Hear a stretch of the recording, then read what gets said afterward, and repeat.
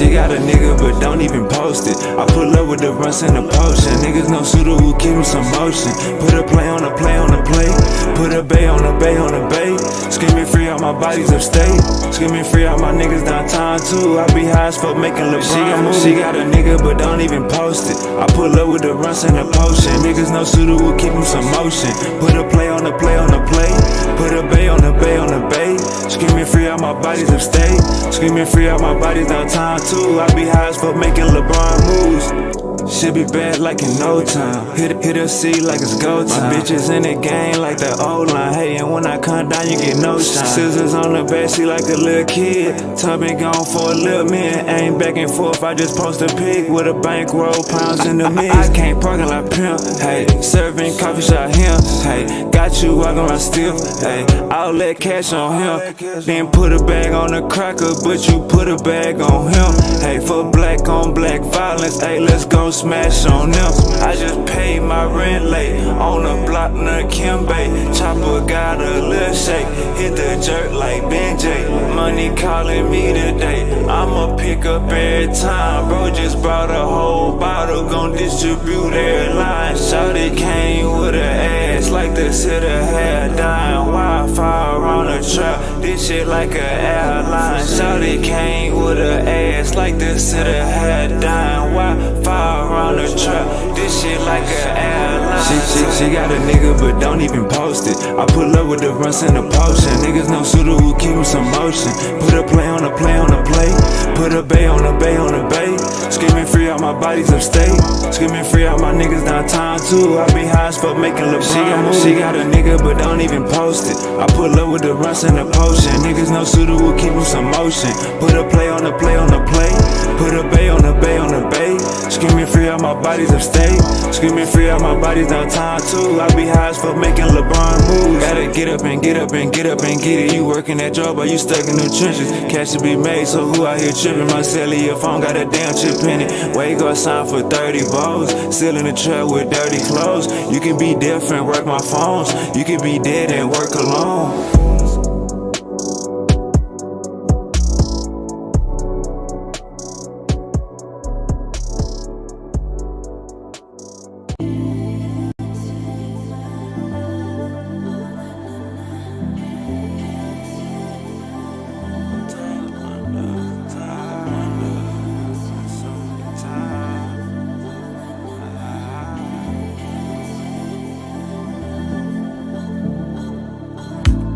Drop my top in the summer, no laces on these foam runners. Playing my numbers, wavy got them things in bundles. Bodies knowing the game in trouble, no rain, no thunder. Really felt played by my uncle. I was broke and knew my time was coming. Boys know how I'm bumming. See swangers on Toyota Tundras. Got lions and tigers among us. Hope the fame and change don't take me under. Sometimes I wonder, all the acting tough, you just gon' die younger. Question everything, just how my mind functions. Twerking on my bed, let wavy slide under. Sometimes I wonder, sometimes I wonder, sometimes I wonder if all else fails, I'm back up in that jungle. Sometimes I wonder, sometimes I wonder, sometimes I wonder if all else fails, I'm right back in that jungle. Sometimes I wonder, sometimes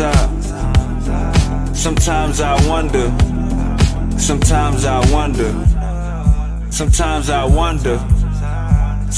I wonder, sometimes I wonder if all else fails, I'm right back in that jungle. Babe, get the bags, we packing sacks. I'm on and off like Mattress Mac. 20s, 50s, 100s, we after that. This ain't no battle rap. Asking for pictures and features. Thought you said my album whack. Can't be around leeches and preachers. Can't be who you yapping at.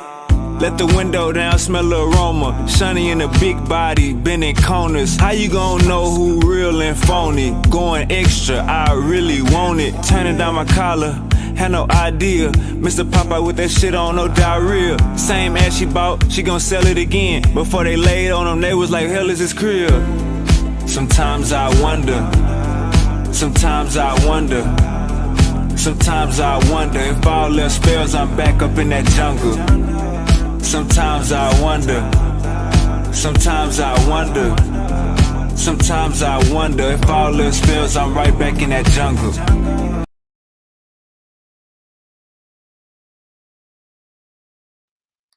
Uncle Herc, you about ready? How we looking, Uncle Herc?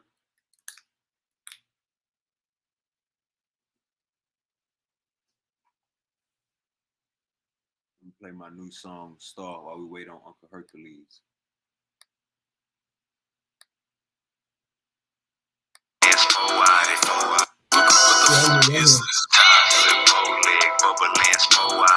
What'd you say, Uncle Herc?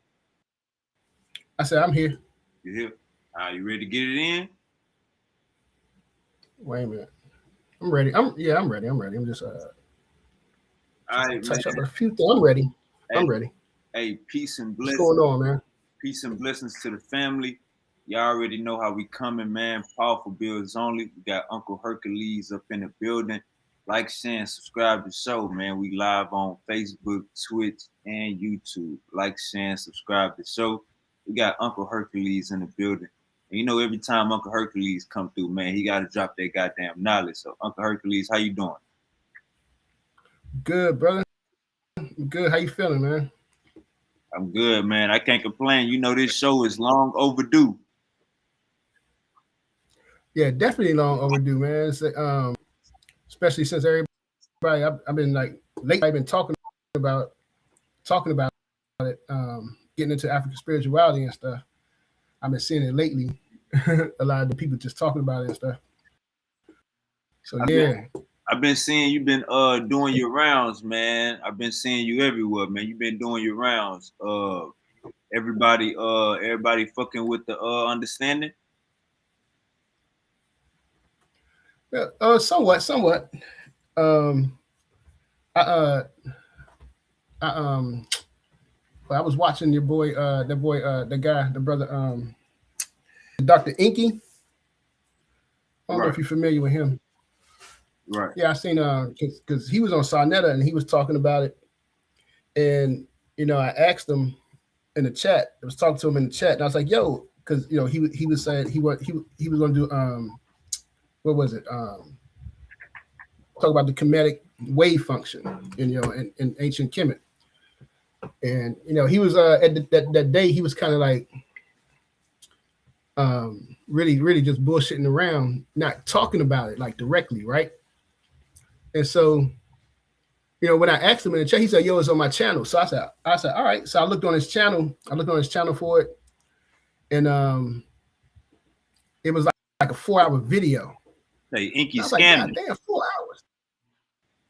I'm like, damn, 4 hours. I sat through that joint, yo. But I was fast forwarding it because he kept like going off topic. You know what I'm saying? He was talking to the people that, in the chat. He was going off topic and coming back to the topic, and then go off topic and, and then come to the topic. And I'm like, okay, when are you gonna get to the point, man? When are you gonna get to the math? You know what I'm saying? And so never got to the math. Yeah, he basically was like, and then he cut out.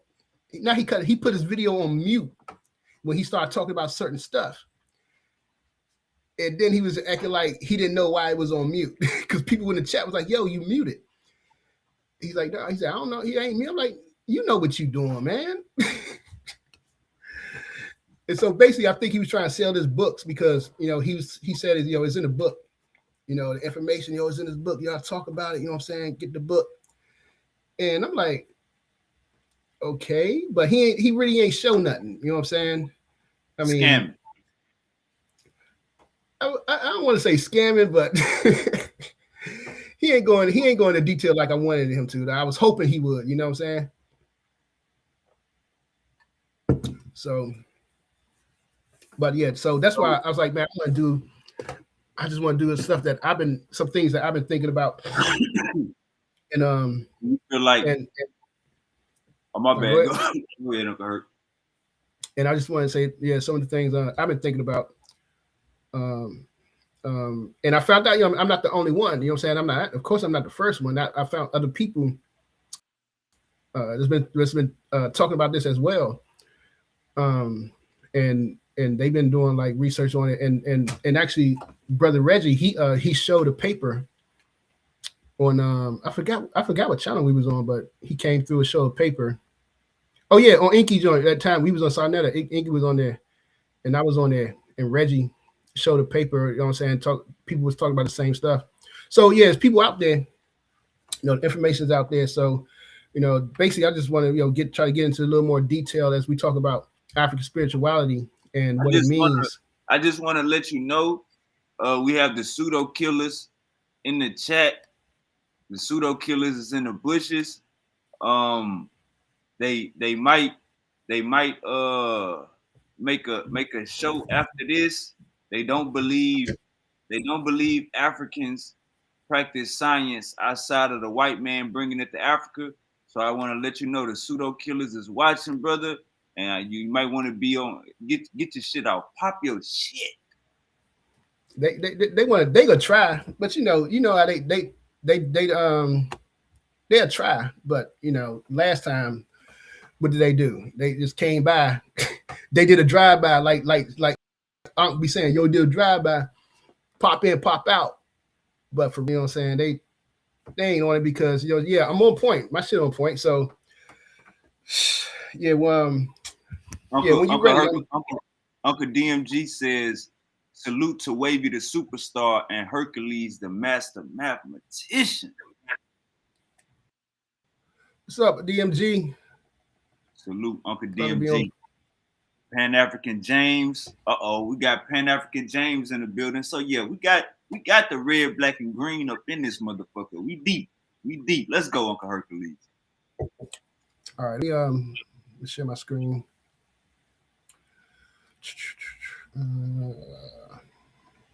It was something else I was supposed to ask you about also. Let me see. Let me share that joint. Damn. All right, entire screen. The Elder Benacci. Oh yeah, the brother. Yeah, he was. That brother was deep.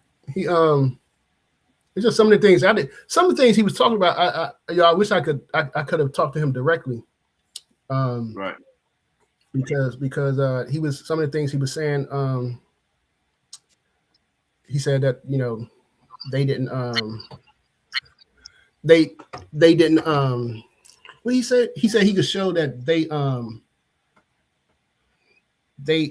practice spirituality. Something. It was something about they showed the formation of the universe without spirituality, something like that. And I kind of wanted to ask him a question about that because when he read from the creation of I think Kamos, the creation of Khepera, the creation of Khepera, but it wasn't like I didn't understand because in the story it's still saying that Khepera is creating the universe. So he was trying to make a point that they use just science without spirituality, and that's all I was wanted to, because I didn't understand it. It didn't seem like it when he read it, and I was hoping I could have got a chance to talk to him about that, but hey, but he was on. The brother was on point.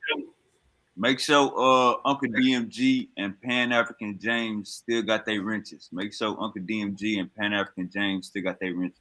Go ahead, Uncle Hurt. All right. So one more thing I gotta ask. This is one more thing I gotta ask you. Yeah. Before we bust it all the way down. And Brother Reggie, what was the contention with Uncle Reggie? I don't really, I don't have no contention. I don't have nothing with Uncle Reggie, Brother Reggie. He only thing that me and him would disagree on is spirituality, because he don't believe in spirituality. He don't believe in the spiritual world, because what I'm saying, he said that last time. Right. That's basically it. You know what I'm saying? So I mean, that's the only difference that we got. All right, let's go and get this thing cranked up. All right, Hotep fam, Abibi Toomey.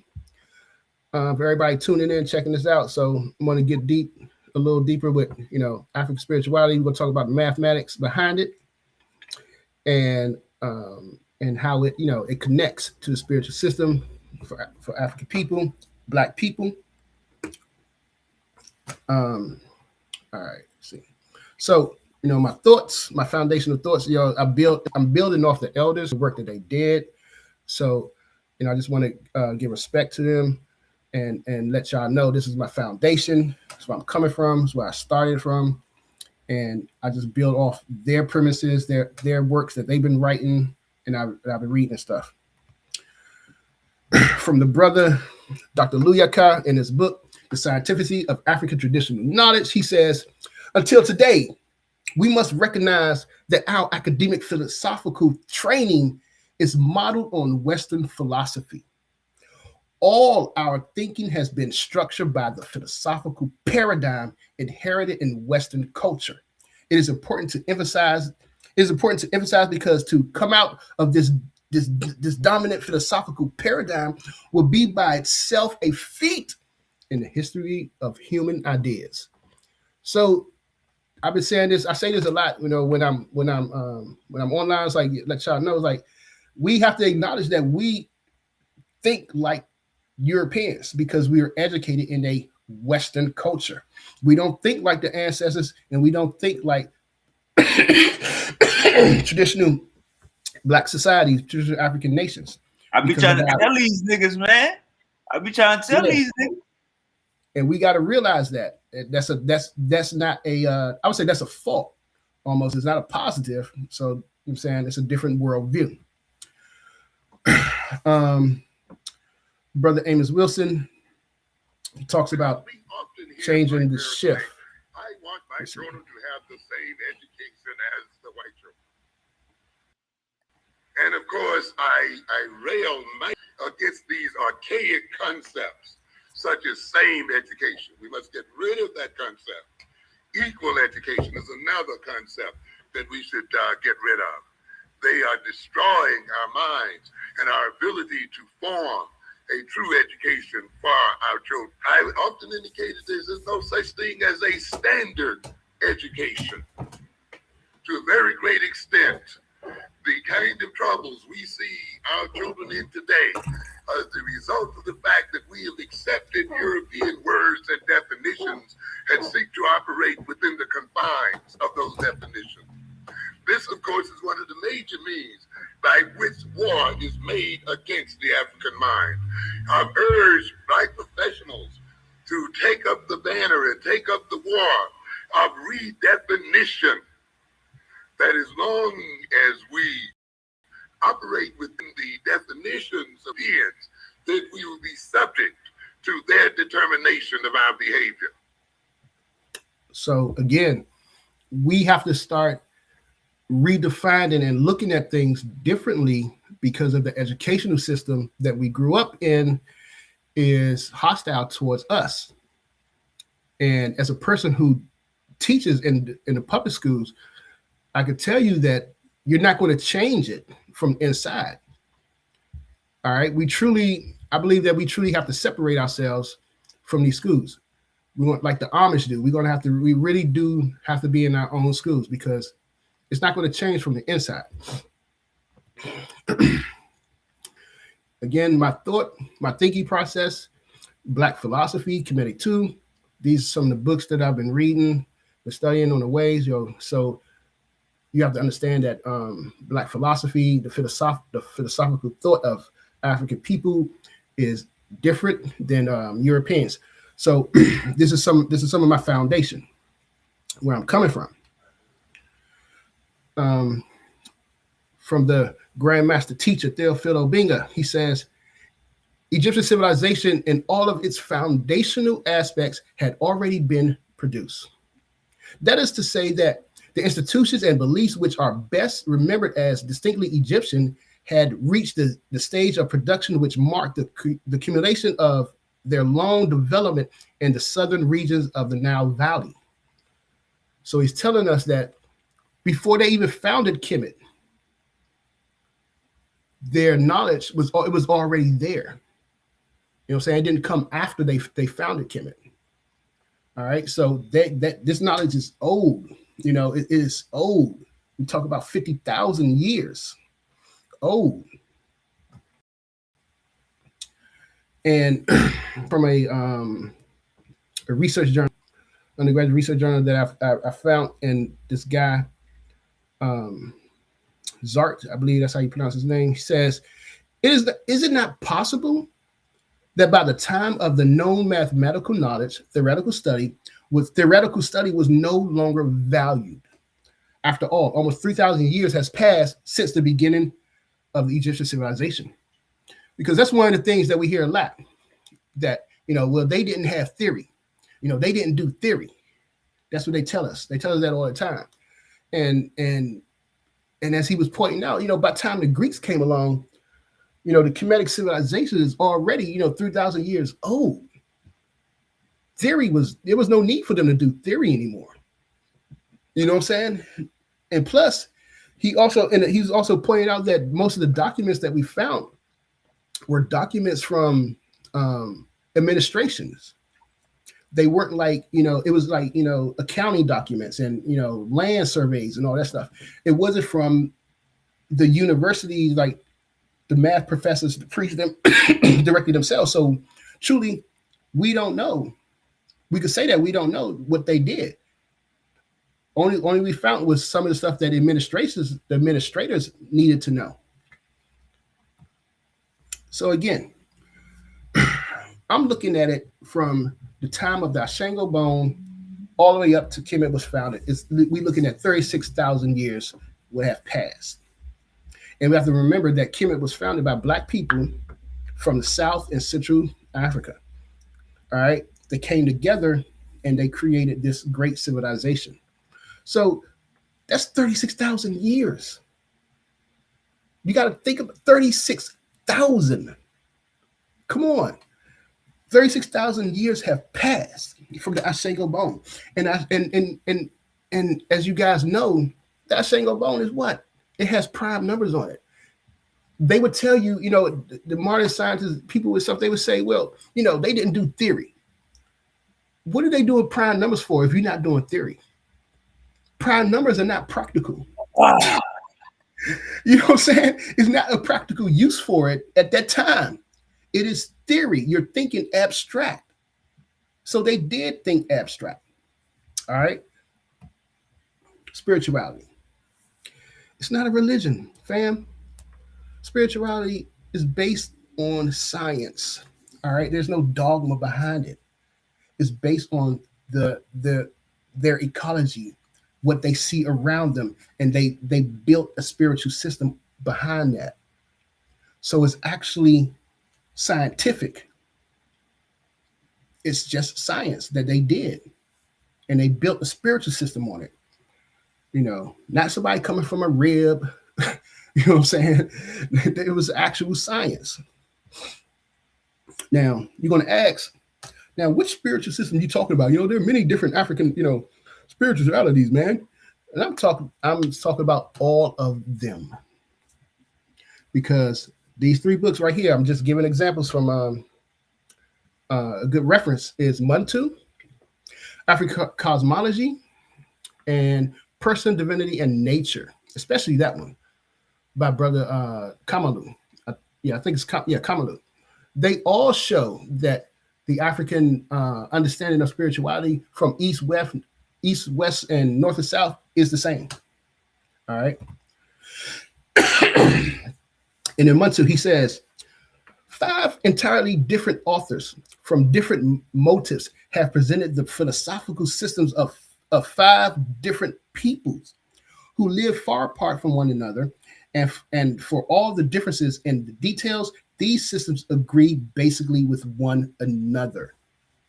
And he was talking about, I believe, Haiti, the Bantu, and I think I forgot. I think it was a South African one, and I want to say Europe. I forgot, but he named them. He was talking about them.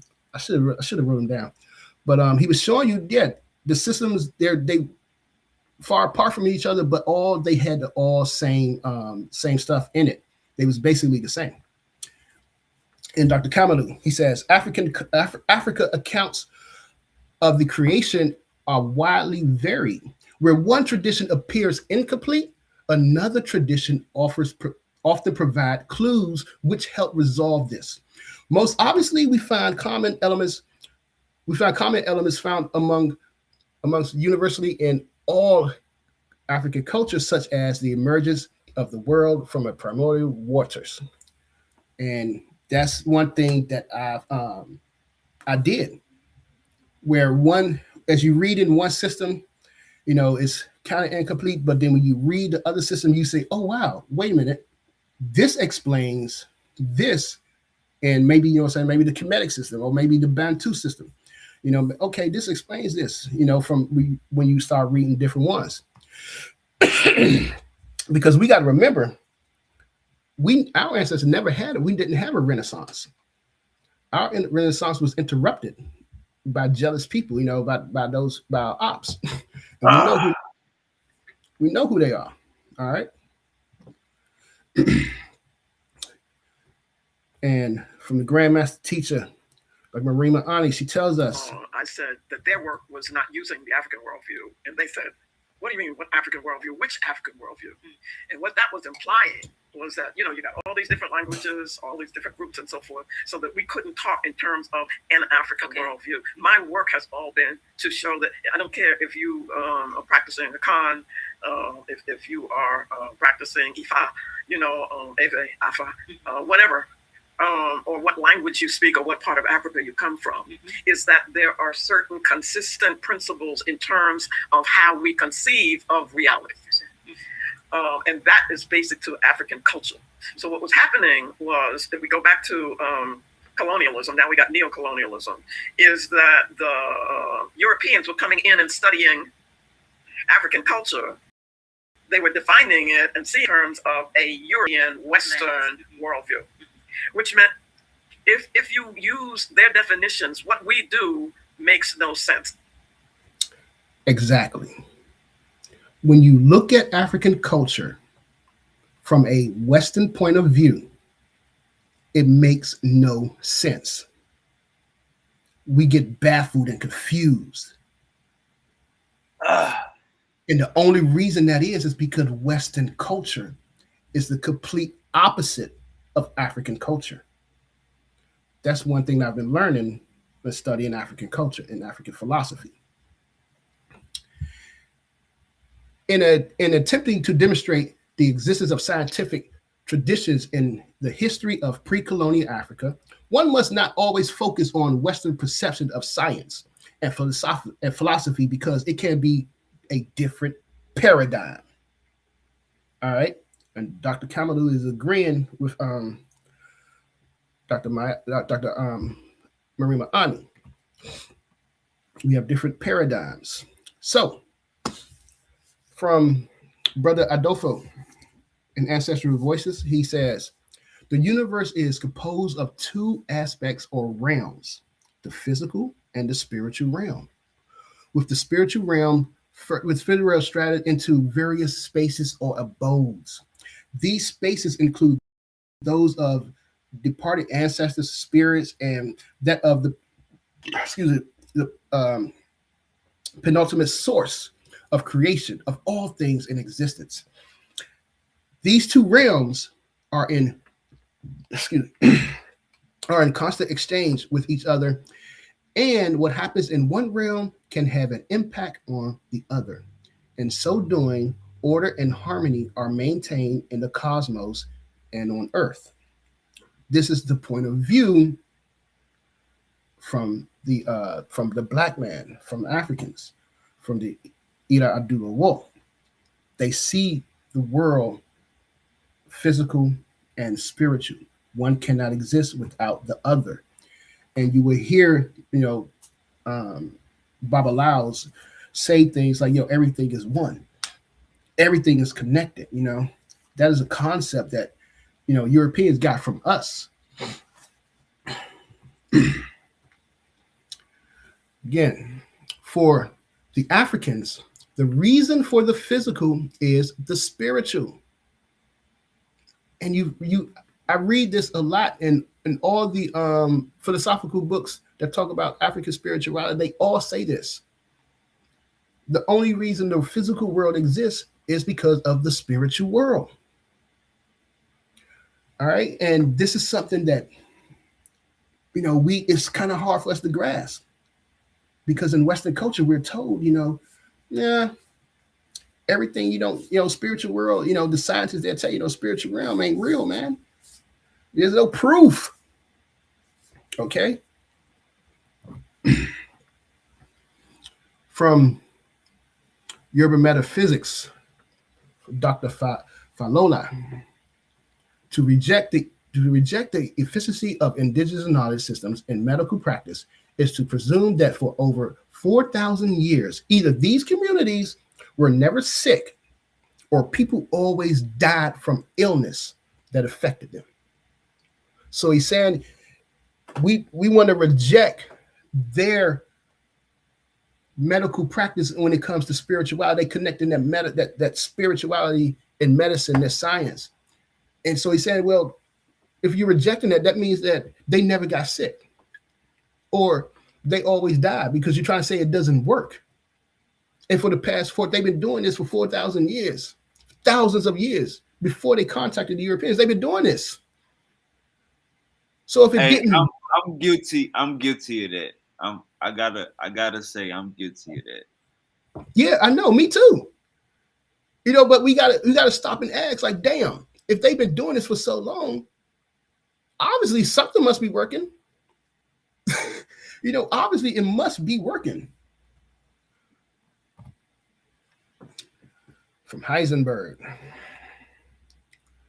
the mechanics of Newton and all the other parts of classical physics constructed after its model started from the assumption that one can describe the world without speaking about God or ourselves. This is how white people think. And this is how they built their science. They broke away from it, broke away from that spirituality part, and said, yo, we could talk, you could describe the universe, you could talk about the universe without God. And that, their definition of what they call a God. This is how they think. And so this is what they did. From the brother, Agata, Existence and Constellation. This is a good book too. In a rational universe, the mechanics of cause and effect would have validated radical determinism, such that it would be possible for humans to predict the future with exact precision. So in a world that where there is no creator and everything has cause and effect, we should be able to predict the future. We should be able to predict the future events, because that's the world they saying that they built and they coming from. There is no creator. Everything has a rational reason for it, cause and effect.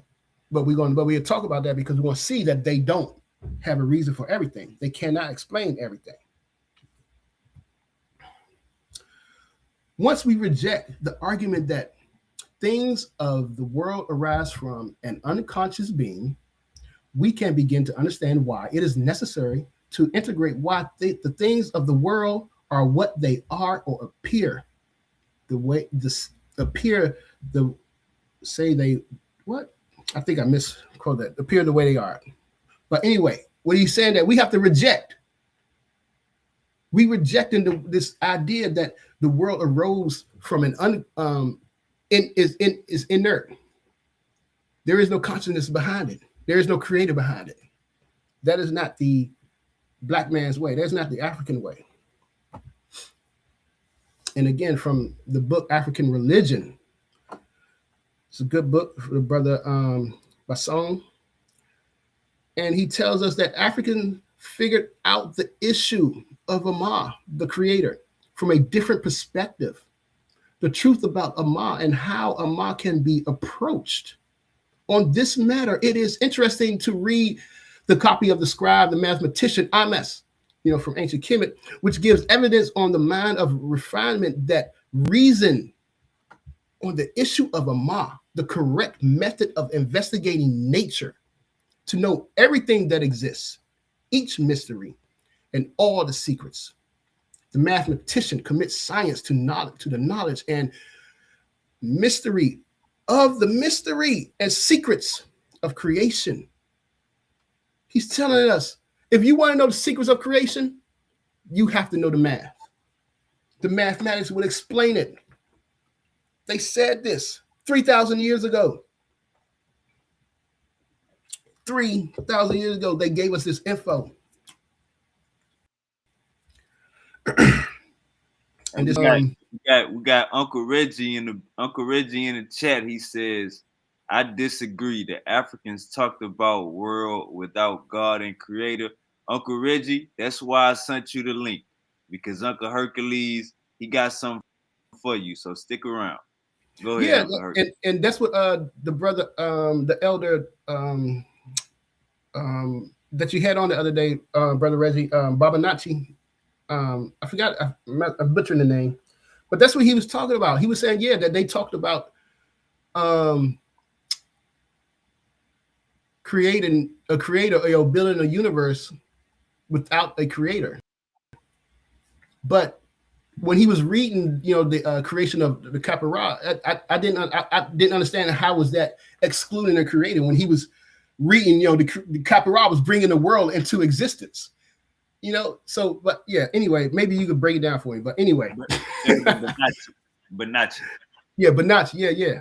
But I don't think that's true. Because here's the thing. I'm not just stuck on Kemet. And I'm about to show you why. But anyway, from the Lubitz, the Temple of Man, when the ancestors considered the process of mathematical manipulation, their mode of calculation had a direct relationship with natural life process as well as metaphysical ones. All right. The Lubitz calls this mode the principle of the crossing. This crossing was not a sterile mental numerical manipulation. We just doing math. You know what I'm saying? No, they understood that it had a connection. The math that they were doing, it connected to the spiritual realm as well. All right. African sacred science. Black science is the investigation of the physical reality and the spiritual reality. All right. So they just didn't investigate what's empirical. They understood that there was a spiritual realm and they had to look at it too. They looked at it too. They didn't just say, well, you can't prove spirituality. They didn't say that. They proved it.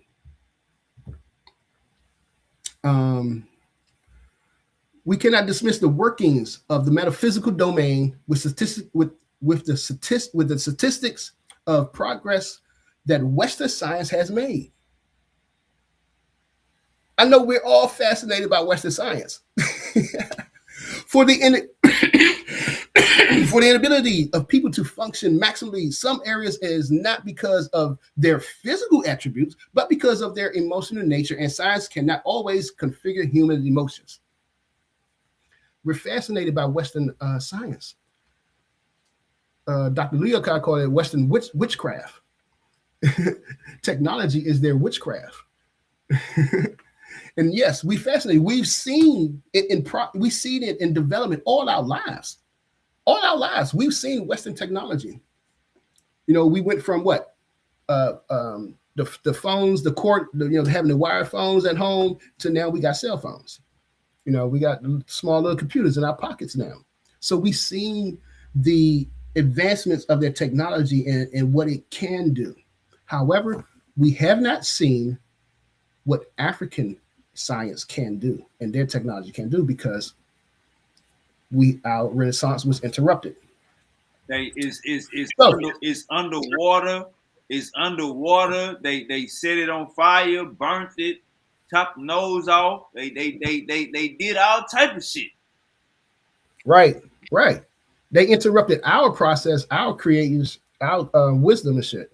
So we haven't been able to see, the development of African technology without influence from the Westerners, interference from the Westerners. And then when you look over there and you see what they're doing today, even though with Western science, the things that they're doing, the young ones, building making electricity with water and stuff like that. It's the geniusness is there. So my thoughts. So now I'm gonna get into my thoughts and what and how I perceive things and how I came to this. All right, from reading the books of philosophy and me having a background with math, combining the two and looking at things differently. Comedic myths were not merely polytheistic stories, but a coherent philosophical system, and ancient metaphysics that describe universal forces and energies that align with modern physics concepts. So I'm saying that I'm not saying that they knew exactly the way, the math that we know now. I'm saying they had ideas that was similar to what we do today. And like I said, as I was researching this, reading this more, I come across people who keep saying the same thing. Modern science is in line with sacred science of the ancient Africans of the Nile Valley, whose main approach was based on the development of speculative physical principles, which later became philosophical and religious codes of life. And the brothers, I was having this discussion the other day of, were the Netus real? They said it wasn't literally real.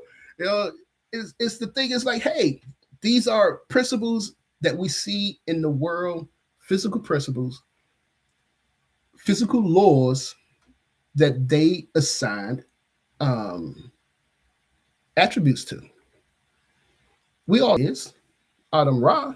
We all know who that is. Is Ra real? Of course Ra is real. Ra wakes us up every morning. And if Ra dies, we all die.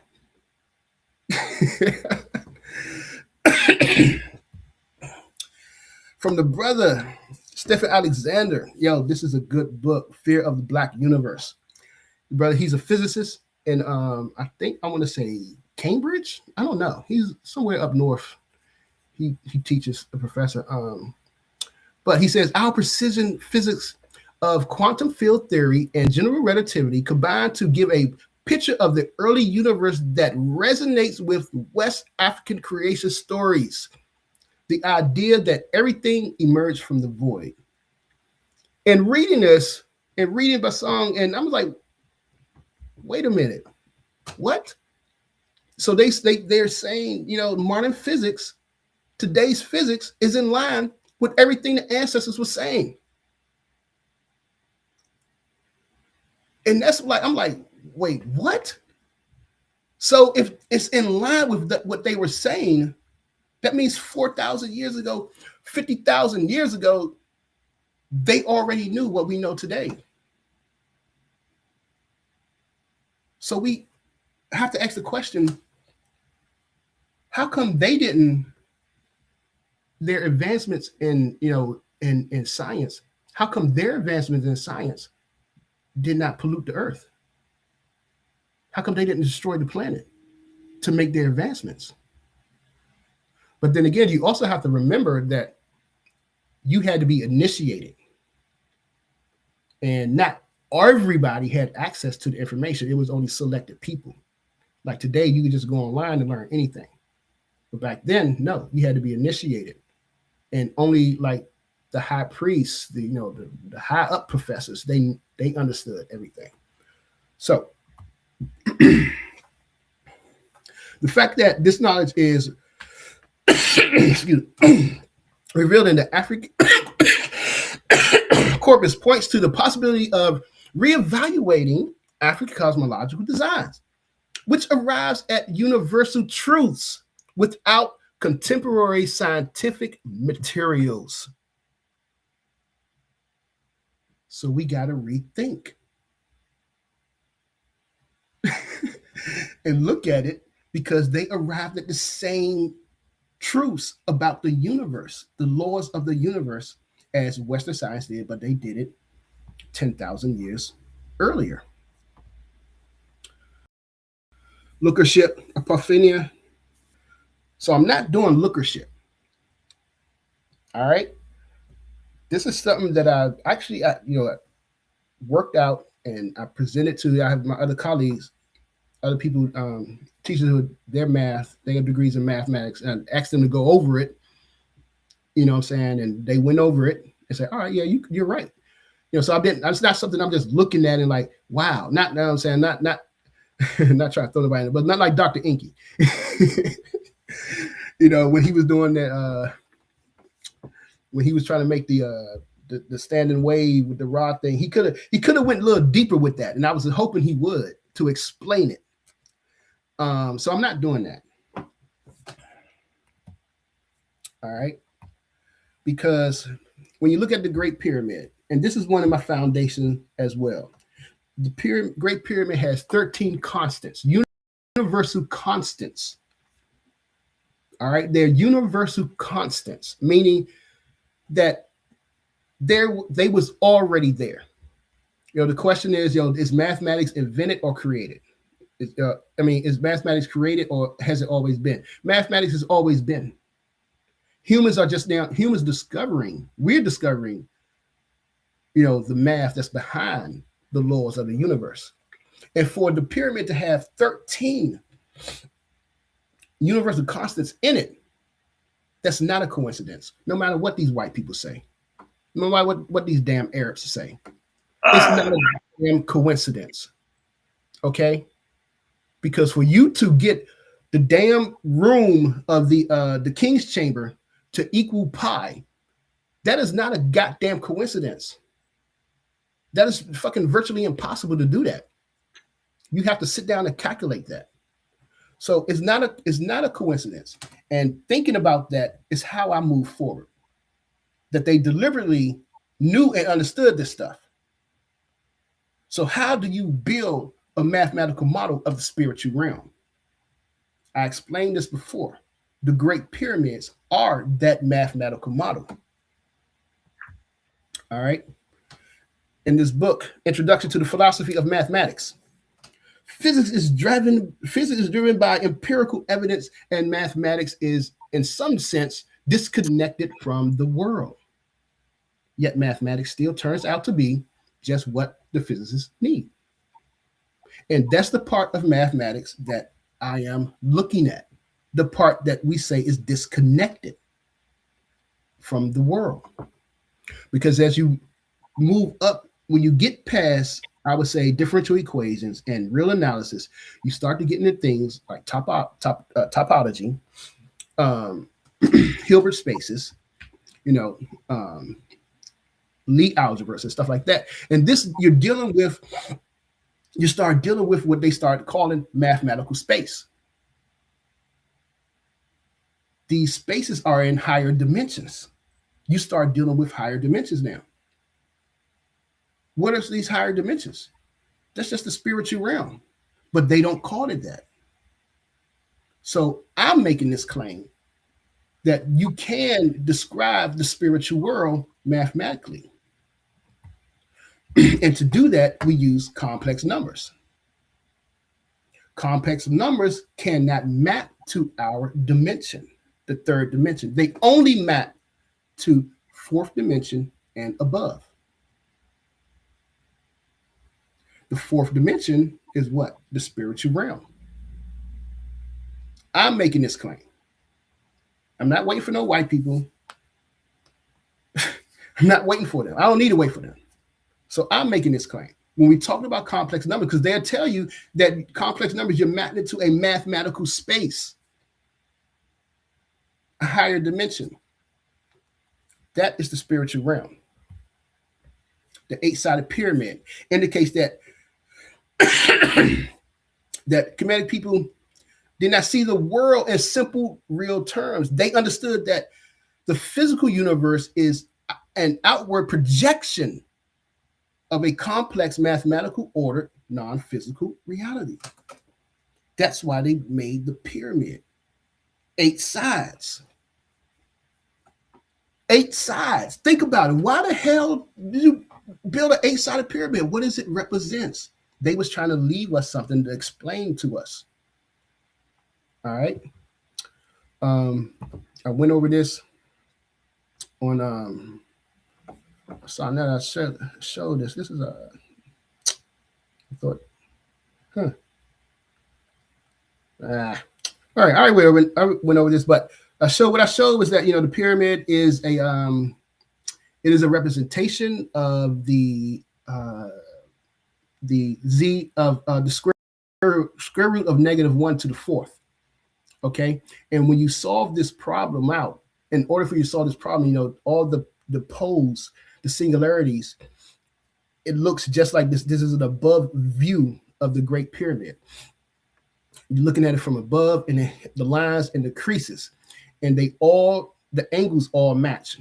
So this is the proof that the Great Pyramid is a representation, a complex number, which a complex number is what? An imaginary number. So you have this physical representation that they did. And there's no other reason for them to do that. And there is no other mathematical reason you could find that represents this. This is how you represent the square root of -1 to the 4th. This is it right here.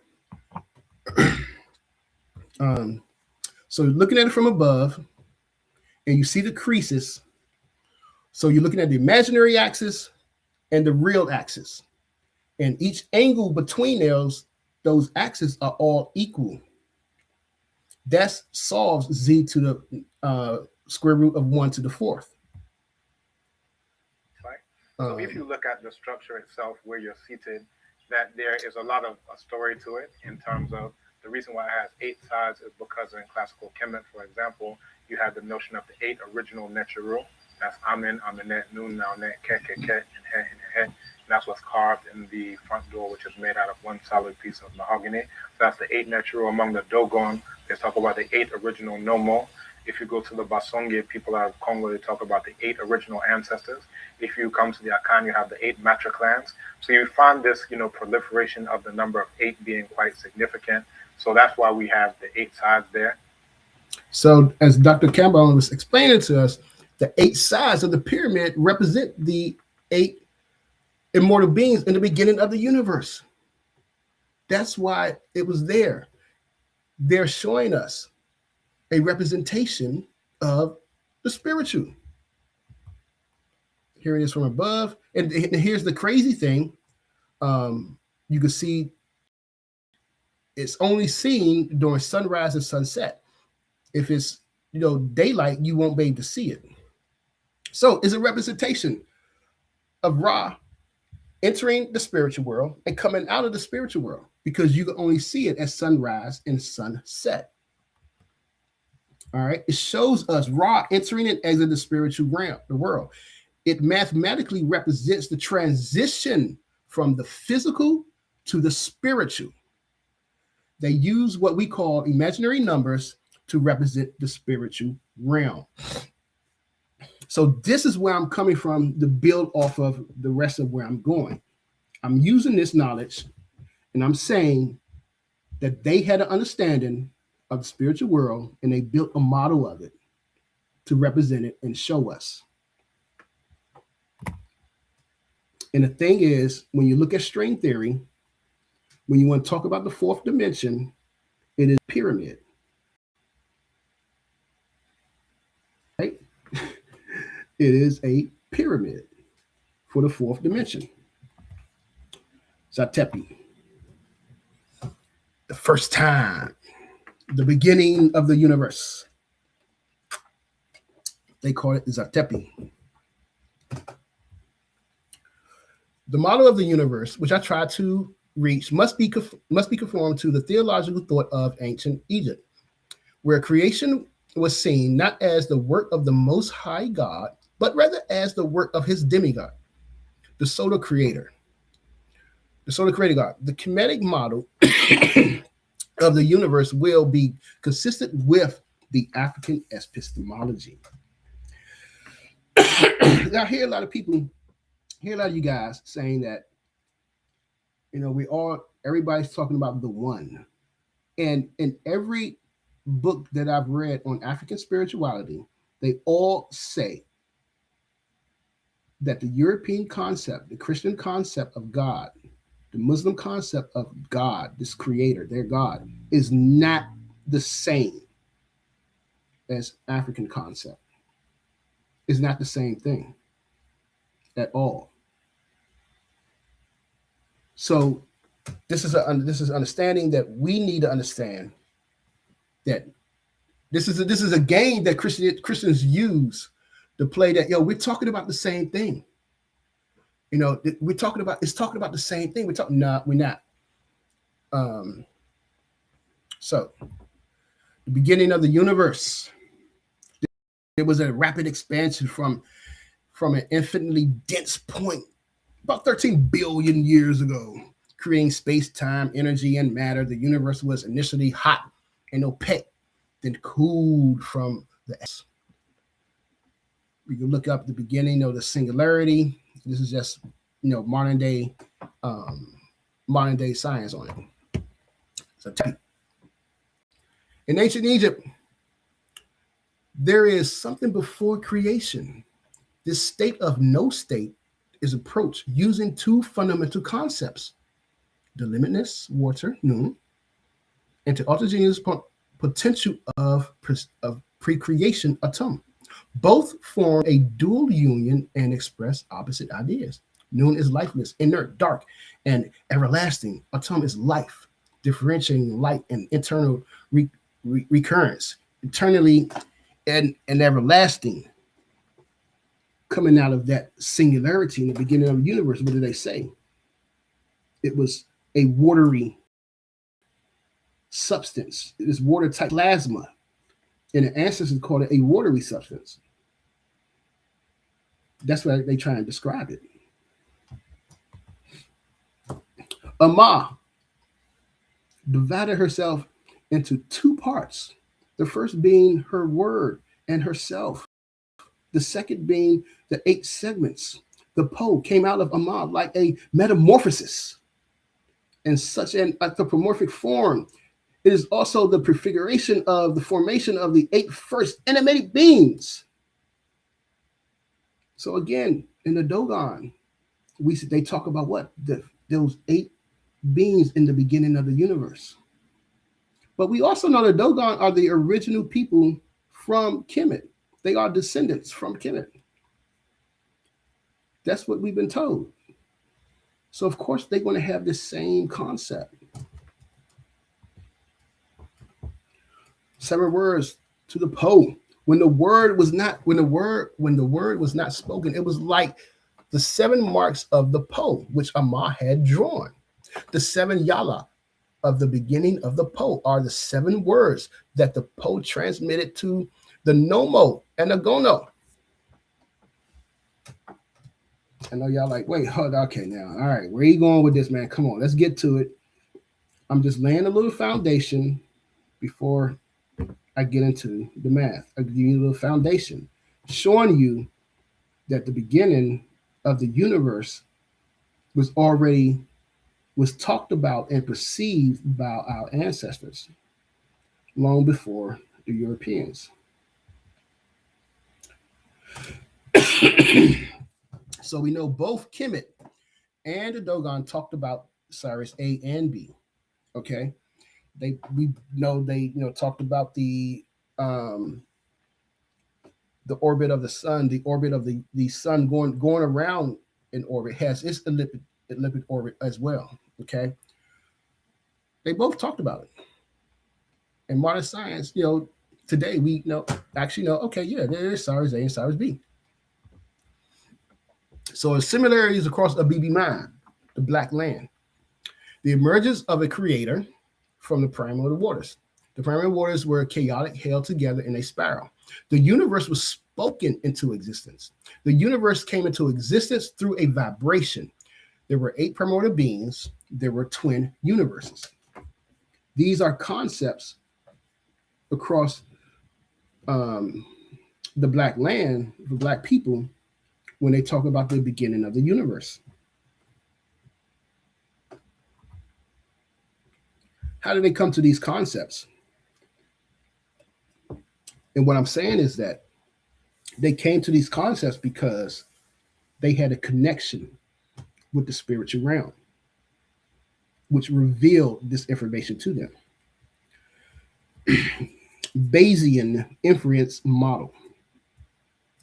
I'll be honest with you. I was never good at statistics, but I had to take it. I had to take it. So Bayesian inference model, you use it to make a scientific educational guess, the probability. Okay.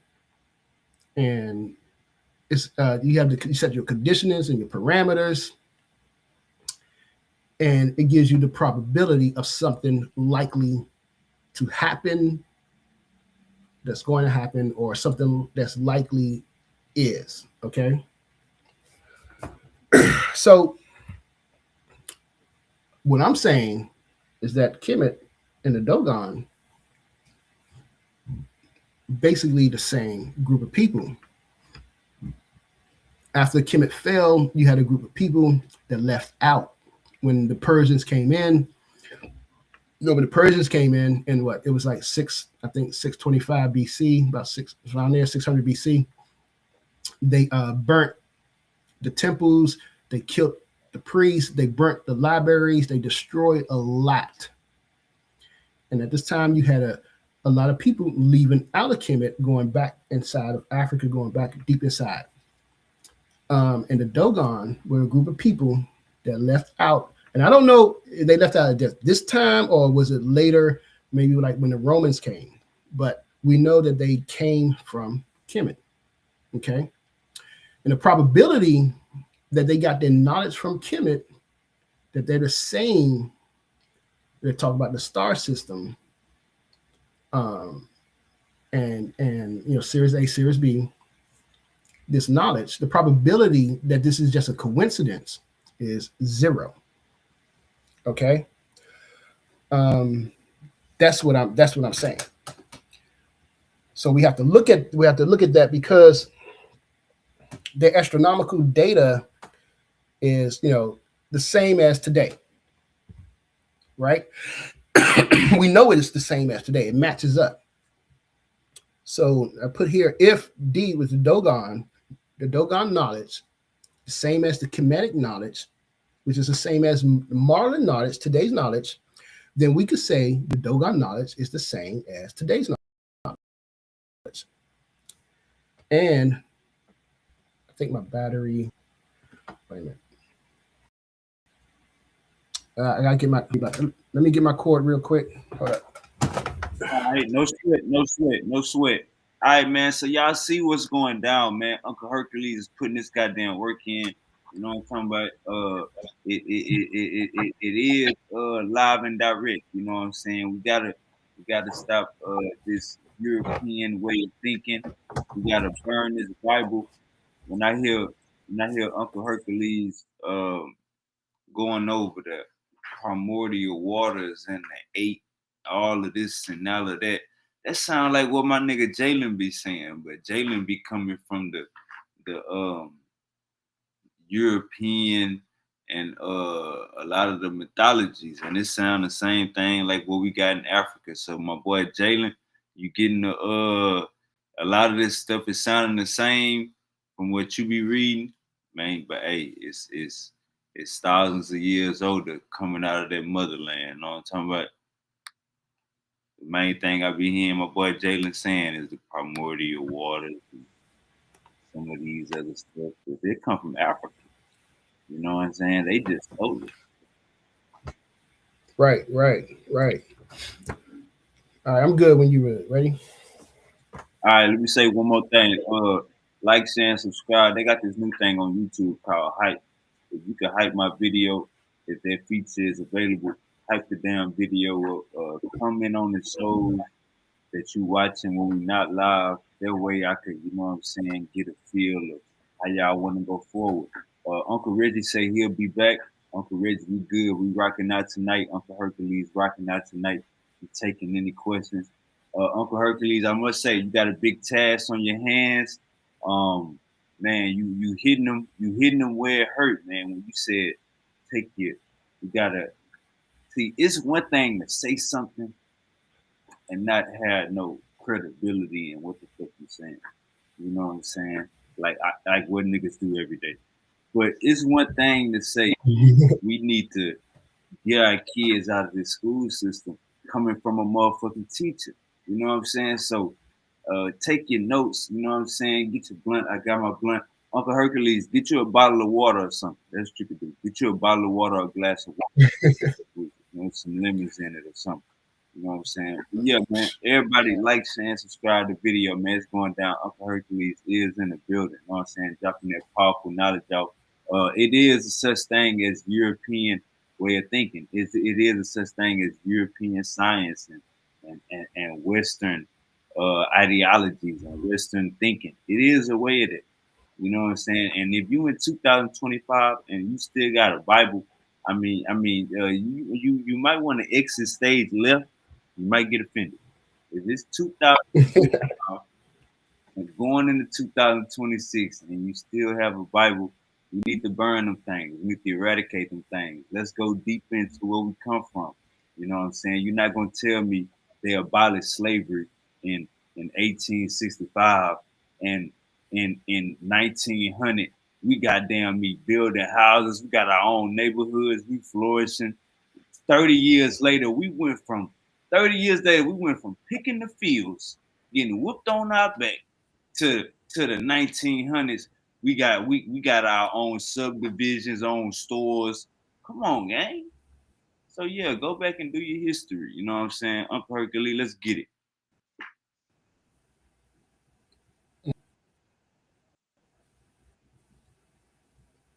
All right, yeah, definitely. We we gotta definitely break away from that system, man. I got my tequila. I'm sipping on this tequila right now, man. All right. But like I was saying, the probability of this just being a coincidence is 0. Okay? Is completely 0. So that's why I wanted to use the Bayesian inference model to show you that it's completely 0. This just being a coincidence. No, this is actual knowledge. Squeeze theorem. Now I want to use the squeeze theorem. The squeeze theorem is if f of x, you see it up in the box, says if f of x is less than or equal to g of x, which is less than or equal to h of x, for all x in an open interval contains a, except possibilities at a, and the limit of x approaching a of f of x is equal to the limit of x approaching a of h of x equals L, then the limit of x approaching a of g of x equals L. And they go through the proof right here to show you that it actually equals L. Okay, so visualize this. You can visualize this squeeze theorem, which you learned this in calculus. I think Cal 1, you learned this. This is the squeeze theorem as you visualize it on the graph. So you see f of x, g of x at the bottom. They got h of x in the middle. And it's saying that f of x is true, g of x is true, then h of x is also going to be true. So like I said, if f of x equals L, the g of x equals L, h of x also going to equals L. This is the squeeze theorem. So I'm using this because what I'm saying is if what we learned about Kemet, the knowledge that they gave us about the beginning of the universe, the singularity, Orion's belt, Sirius A, Sirius B, the 8 primordial beings in the beginning of the universe, and same thing with the Dogon, they say the same thing as well, then the rest of what they have to say is also true. See, we never think about that. What is going on? Oh, whoa. Wait a minute. Hold up. Where's my computer not charging?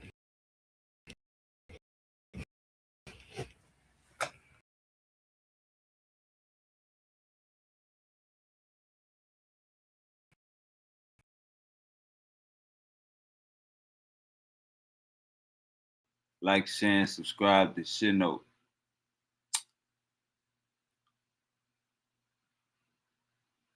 Yeah, man. Uncle Hercules dropping off this good information, man. It is going down. It is going down in the state of Texas. You know what I'm saying? And pay attention. You know what I'm talking about? Asiatic 727. Go ahead. Go ahead, Uncle Herc.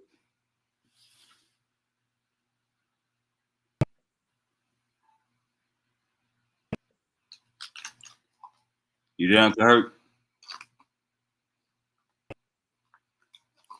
Sound like you're breaking up.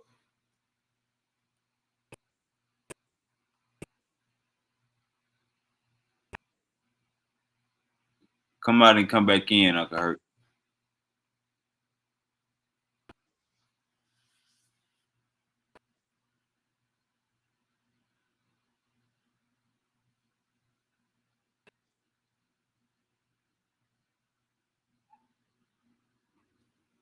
You hear me, Uncle Herc? Come out and come back in.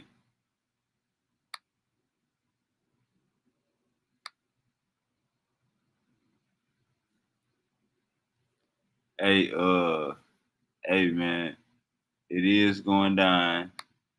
While we wait on Uncle Hercules,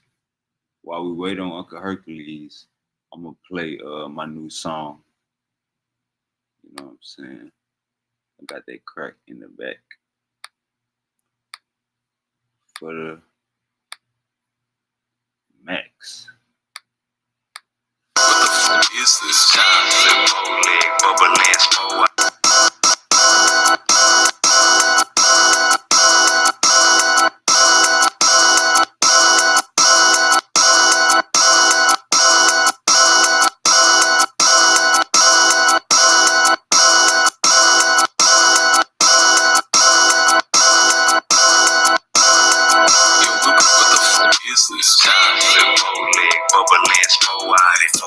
don't mention me, I'm a nobody. Never mind, I'ma start with my dope posse. Never mind, I'm a star.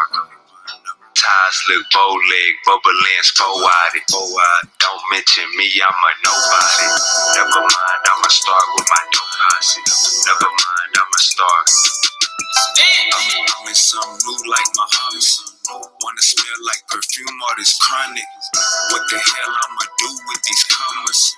What the hell you gonna do if you frontin'? I know exactly how you fucking feel. I know exactly why you fucking here. I've been cheating on white runs with strawberry caution. Is you gonna start acting different if I tell you no? Get a 0.3 extra cause my skill is off. If they give my ass a bond, no, I'm billing out.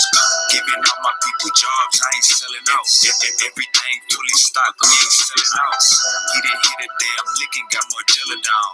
Brad still with me in spirit, I could tell you round. Fuck you think this is? Fuck you thought this was?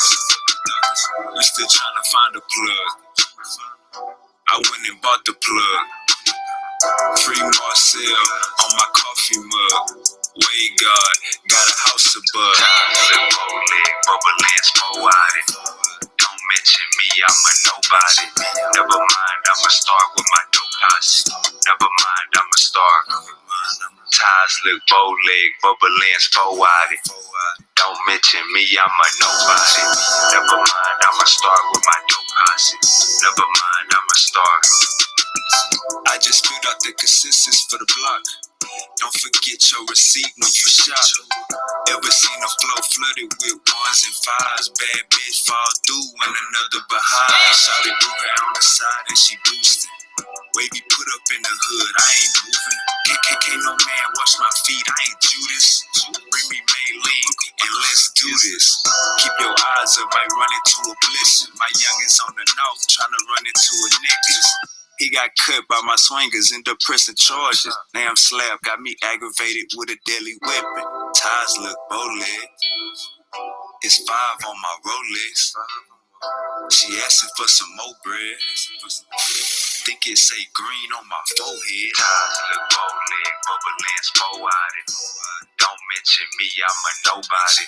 Never mind, I'ma start with my dope posse. Never mind, I'ma start. Ties look bow-leg, bubble lens, four-eyed. Don't mention me, I'm a nobody. Never mind, I'ma start with my dope posse. Never mind, I'ma start. Chad. I was about to say we're gonna run that back. Uncle Hercules is back though. Uncle Herc, you there? Yeah, man. Yeah, damn computer died. Even though I had it plugged up, so now it's plugged up, so I should be good. You good, Uncle Herc, man. You know we're gonna hold it down over here.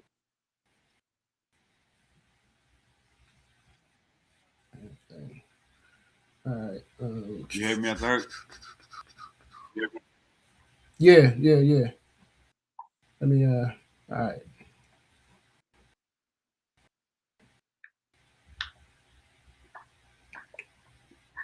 All right. How you feel about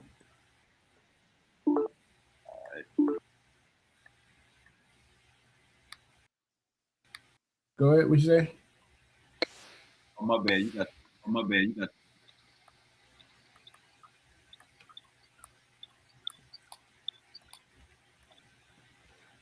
No, what you say? Nah, you good. You got the flow. All right. So apologize about that, fam. Here we go. So what I was saying is that with the squeeze theorem, I'm using the squeeze theorem. That since we could prove the knowledge from Kemet is true and matches up with today's modern science, and the knowledge from the Dogon is also true and matches up today's with modern science, then the rest of what they had to say is also true about the universe. That's where I'm going with this, okay? And that's how I started to look at it. Getting back to the first time when the universe came out of that singularity, was created by Allah. Now remember, from the Lubics, he talked about them not doing sterile mathematics. Their mathematics was connected with the spiritual system. So the Kemetic II used geometric form, not merely to represent ideas, but to concretize the dynamics, generative principles of the cosmos. Mathematics was used to demonstrate how geometry and numbers are the vehicles through which non-material truths are manifested. Okay, so that's what he was saying. The priest Ames, 3,000 years ago, used mathematics to understand the mysteries of the universe, the ones that are not physical, the non-material world. You have to use math to understand that. Noon. The first thing to emerge from the chaotic waters of noon was the primordial mound, known as the Ben Ben. This mound was personified by the creator god, Atum, Ama, and is the foundation of all subsequent order. So, E equals MC squared, but when you break it up, you can show it that E noon, that energy, M, the matter is Amun Ra times light squared. That's what that is. Now they didn't now I'm not saying that this is what they put behind their no, matter of fact, this is what I'm saying. I believe that our ancestors, the people of Kemet, did do the math behind their science, their spirituality. I believe that they did. It got lost because of the invasions, the Persians and the Romans, the Hyksos, all these Asian, the enemies coming in and destroying stuff. So it got lost. And you have to also remember that it was only the priests, the high professors of the unit that knew this. Not everybody, this is not known to everybody. So not every person is going to know this. Okay? So this is a representation, a mathematical representation of Atum Ra or Amah coming out of noon. Okay? And creating space-time. And this could be represented by Navier-Stokes equation. This equation describes motion, but the ancestors were describing the causation of pure chaotic motion to form a stable point of origin. When Amah stood up in noon, she stopped the turbulence, the flow, as a non-moving structure. The bin crystallized and formed from the chaos. All right? Amah's egg is compact, uniform state containing all the seeds of the universe. Starting from the primordial Bumo, Amah first drew the Yala of a new universe inside her egg. From the beginning, upon the fundamental elements used for the creation of all things, animated and inanimated, which were to make up this universe. From the pale fox. The atom, a basic unit of matter. The smallest grain, the phonoseed that they talked about in the pale fox, is a fundamental unit of a chemical element. The concept of a wave particle duality in quantum mechanics describes how every particle or quantum entity may be described as both a particle and a wave. The concept reflects the fundamental duality of matter. And they talked about this. Remember, you got to keep in mind that Western culture didn't understand that particles are waves until the 1900s. They understood this 3,000 years ago because they had that connection with the spiritual world. Energy becomes matter by taking on the form of an elementary particle by manifesting itself in this form. Here, there is an echo of the relationship form of matter that plays such a central role in the philosophy of Aristotle. Excuse me. Hey, Uncle Hercules, did you get the cup of water I told you? Yeah, I'm good. Have a cup of water, and every 5 slides, just sip your water. Trust me. Get you some water real quick. I give you time. Just get you some water real quick. We're gonna, cause people gonna come on. Our voice ain't gonna be gone. We're gonna be loud and proud and pop some chops. We dropping that link when you're done. So get you some water. A water bottle. All right. Yeah, this is from Heisenberg. All right, and he's saying that energy becomes matter. Energy becomes matter. Again, a concept that the ancestors talked about coming out of noon, the bin. The Bumo. Amah created things by mixing together the 4 separate things. This mixing caused vibration inside the seed. These vibrations was evidence of the action of the word of Amah, a word which is at this stage formed the life of the seed. And you can see when they draw these, they draw it in lines, these little scribbly, wavy lines. So they understood that inside that pole, that small seed, these atoms, they were waves. Again, this is old. And I'm saying that they understood this because they had that connection to the spiritual world. String theory. The specific frequency of the synod determined whether it became light, solid earth, or water. This directly maps to what we call string theory, which shows that the universe is made of one-dimensional vibration strings or threads of energy. When the Dogon was talking about the pole and Amar creating the pole, it became light, solid matter, or water, depending on its vibration. This is string theory. This is exactly what they talk about in string theory.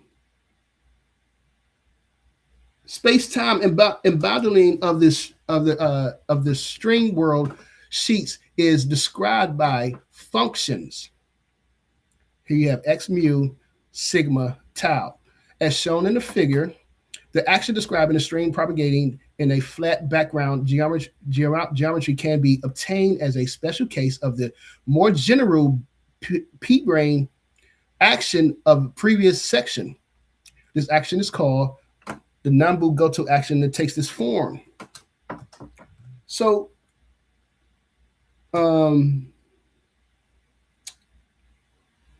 we see these concepts as they were saying before. The concepts from the ancients was already there, and modern science is now catching up to what they knew. Okay, so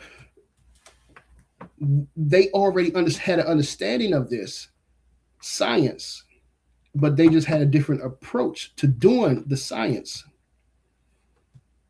The forces associated with Orun operate on a binary system of good and evil. Orun is the non-material realm, the spiritual world. And he's telling us it operates on a binary system. Zeros and ones, good and evil, zeros and ones, positive and negative. Having created Nomo, Anagono, Amma proceeded to multiply his creation. His goal was to form 4 pairs of mixed twins, namely 8 Nomo Anagono, which were then to give birth to perfect beings like themselves. He proceeded by consecutive divisions, first forming 4 males, Nomo Anagono, then their female twins. Binary, opposite pairs, the same thing that we see in Kemet, the opposite pairs, the Nomo Anagono.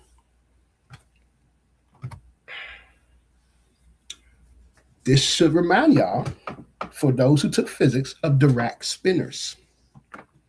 Duality that they talk about, the male and female, they're positive and negative, and the Dogon spiritual aligns with the way a Dirac spinor is structured as a combination of 2 components of Wily spinners, of Val spinners.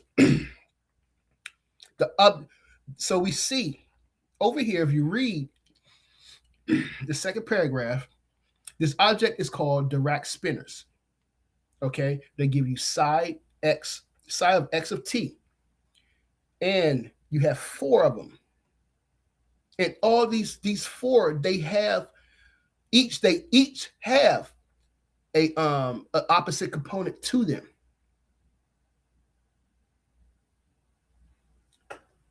So you can see that they were talking, that their concepts mirrors what we call today spinners. And again, this is not lookership. This is not lookership at all. I'm just comparing what they talked about in the beginning of the universe to what modern science talks about at the beginning of the universe. It's the same. They have the same concepts, just different approaches of reaching this point.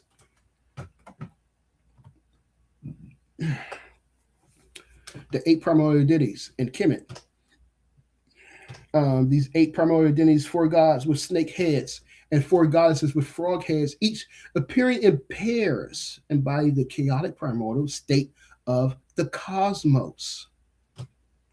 And I say it's funny because when I first saw this picture, I immediately thought, it just hit me. That kind of looks like, I know it's not, but it kind of looks like a Feynman diagram. You know, I know it's not. But if you look at it and you think about what they knew, where they was going with it, you could kind of see, wait a minute. Is that 2 electrons coming in with the gamma? But I'm not gonna go there, but it kind of looks like it. From the Shabaka stone, and also from the pale fox, having thought and then designed the world she wished to create. Talk about Ama. Thought about it. And from the Shabaka stone, from the Memphite theology, lo, every word of the God came into being through thoughts of the heart and the command of the tongue. This is why it's not a issue in African spirituality. Is the universe created, or I think what's the is intellectual? Is it intelligent design, or is it evolution? In African spirituality, it's both. That's the thing. Ama perceived the universe in her mind before creating it. So it's both. It's not, it's one or the other. That's how Westerners think. It's either this or it's either that.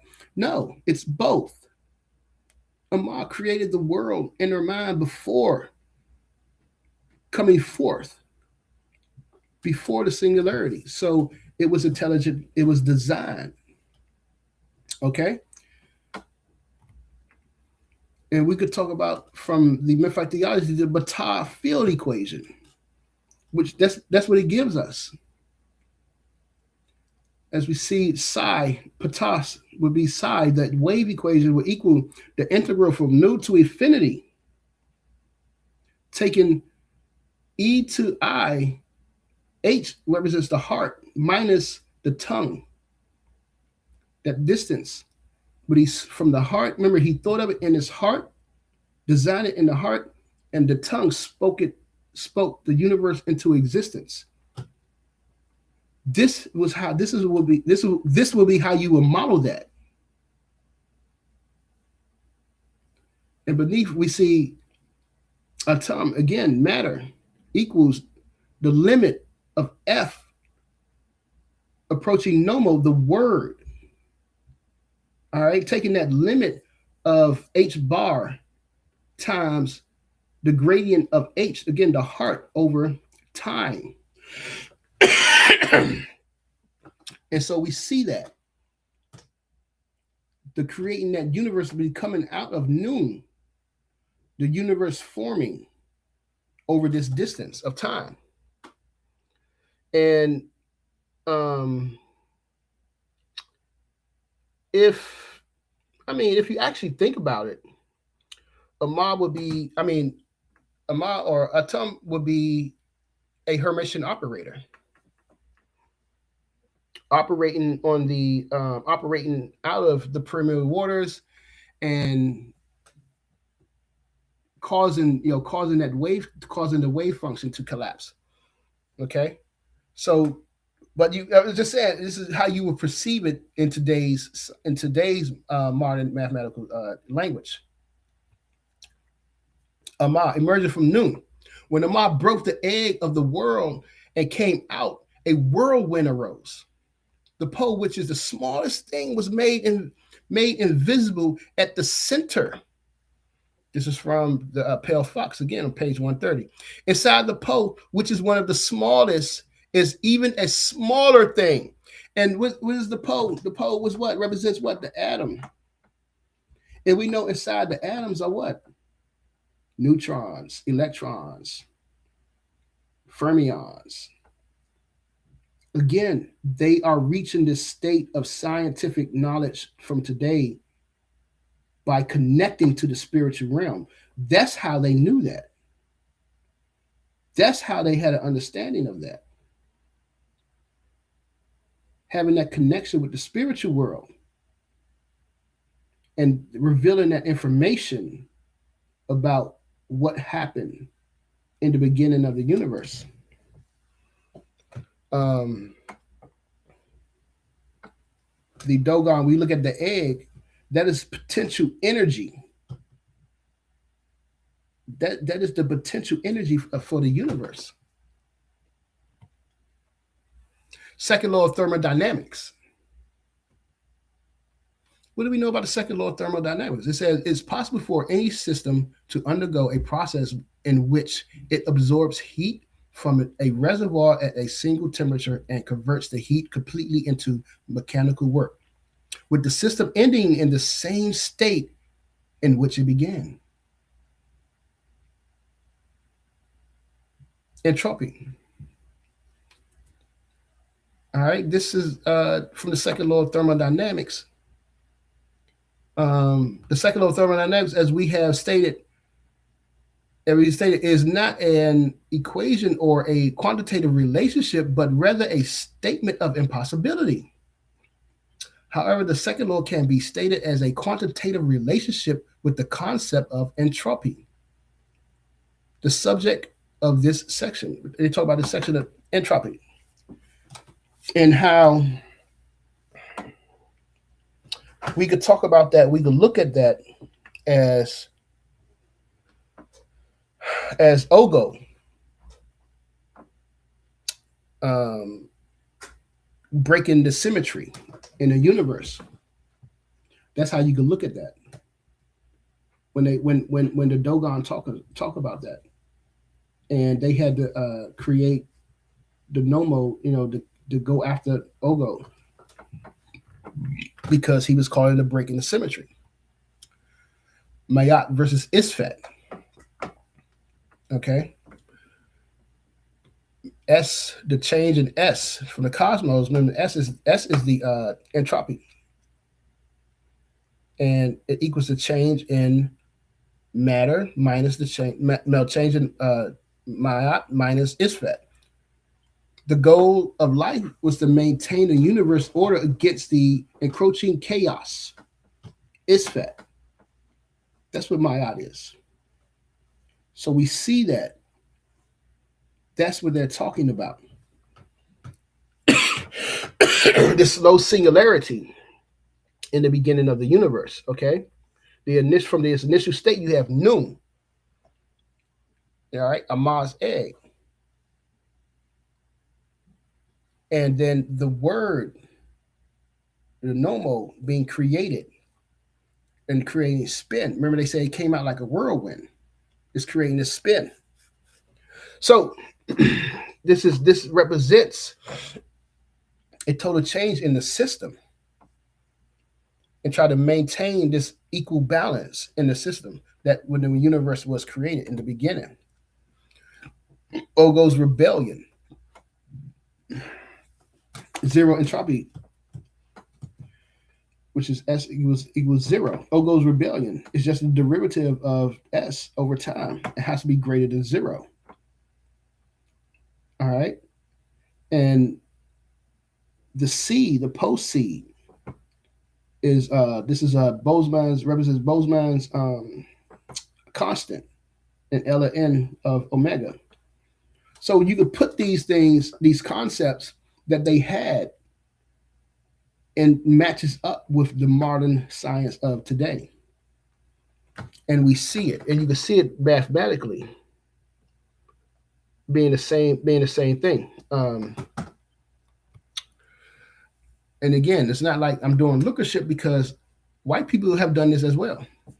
In this book right here, Matter and Mathematics, at Andrew Yoon. In his book, Mr. Andrew uses Aristotelian philosophy with modern physics to show how laws of nature are not something created by humans, but is natural to the universe. And he goes through it, and he talks about the different. He talks about the different. In Aristotle, he talks about the different forms and stuff, and he's matching it up to the modern concepts in physics. So how come we can't do that? For all y'all been saying that, nah, man, you can't do that. They do it all the time. And so what I'm saying is that 10,000 years ago, our ancestors had already had these concepts. They already knew it. It was encoded into their spiritual system. As because spirituality and science was not separated, no matter what y'all think. And again, from a brother, Alexander, Fear of the Black Universe, he asks us a question in the book. What measured the wave function of the universe? In the beginning, what was it that measured that? When that singularity came out, when it happened in that instance, that wave, that was a wave. What measured the wave function? The answer is an ancient Kemet. They tell us in the text, but you just have to understand it. Jehudi was a universal observer. Think about it. Think about his role and what he did. Jehudi is the scribe who records every event in the universe and the judgment of the dead. Known as the measurer of the earth and the counter of stars, Jehudi records the results of the weighing of the heart. Jehudi regulates the moon phases, organizing time in a 365-day calendar. In the story, they talk about, I think, the myth. I think it was the Shabbat text. I think, and they talk about he fought for a piece of the moonlight to get the extra 5 days, and that's how we have a 365-day calendar. He is the protector and husband of Ma'at, order and truth, ensuring the scales are balanced. As Ibis, the writing and logic, and as the baboon, observation, equipos, creator of languages, hieroglyphs, and magical spells. That's Jehudi. So when the brother Stephen asked the question, what measured the wave function of the universe? We could say Jehudi did. That's who did it. He measured the wave function of the universe in the beginning.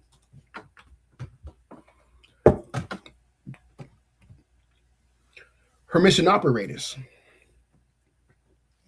And this is the claim that I'm making. Jehudi was a Hermitian operator. He acted as a Hermitian operator. And what is a Hermitian operator?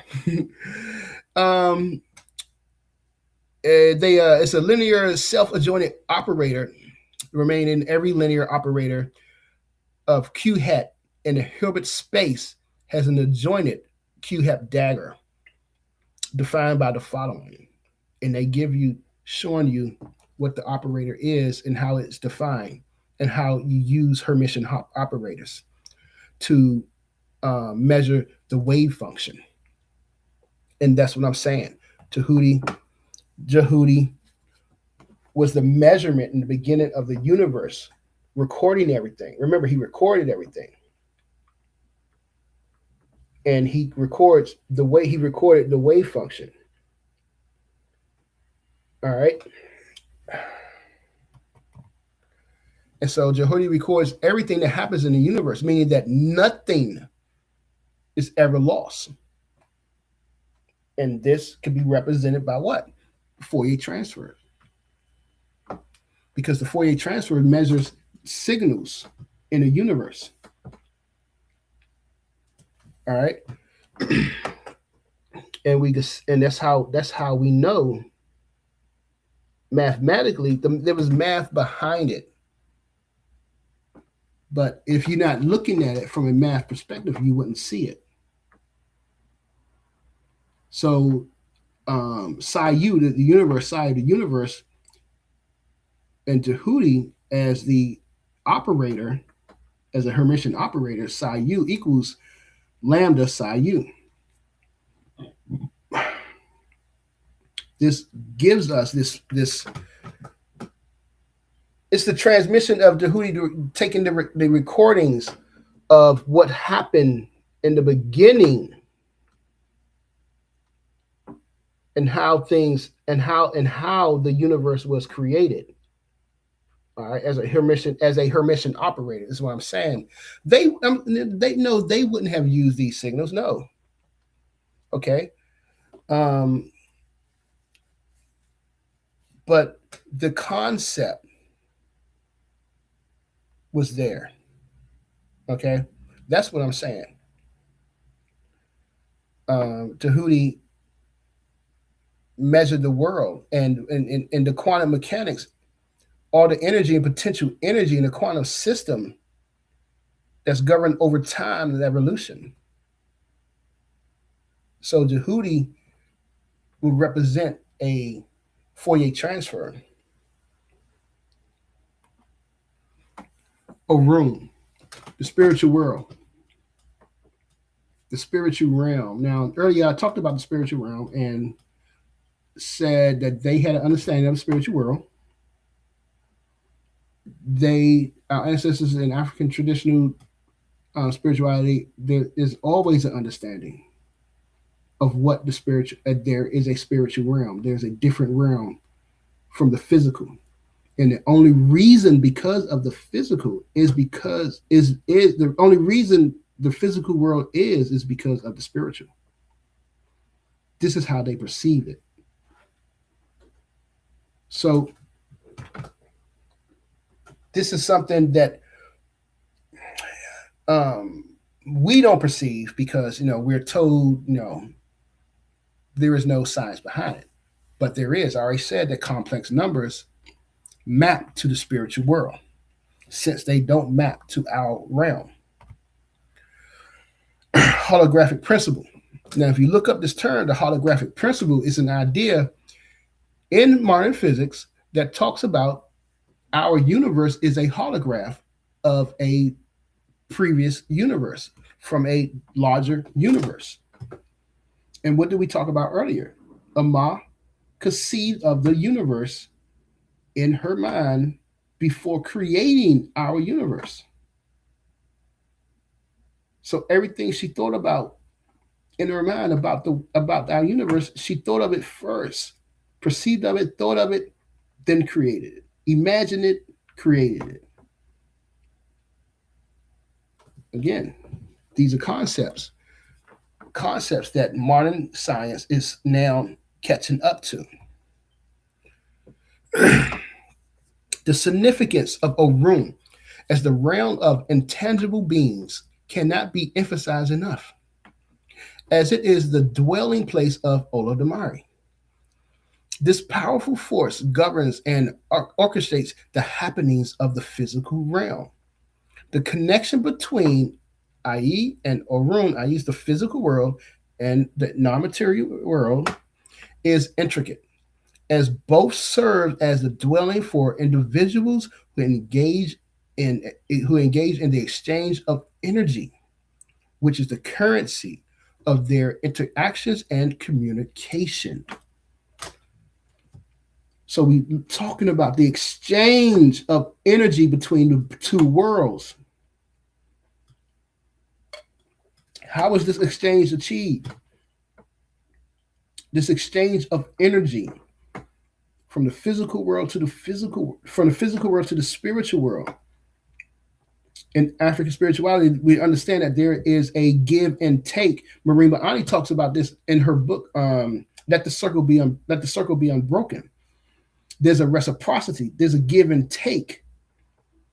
I mean, Amos Wilson talked about this too. There's a give and take between physical and spiritual. Okay?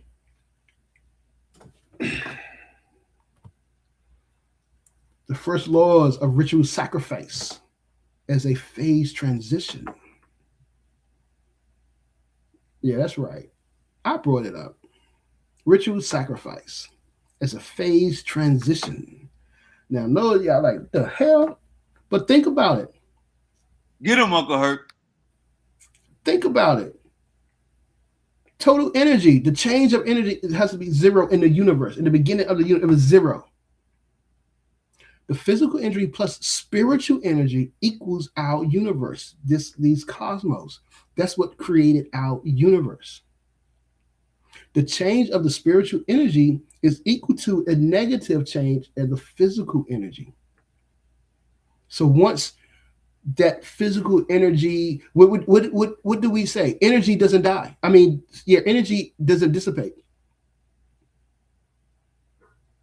There's, you can't get rid of energy.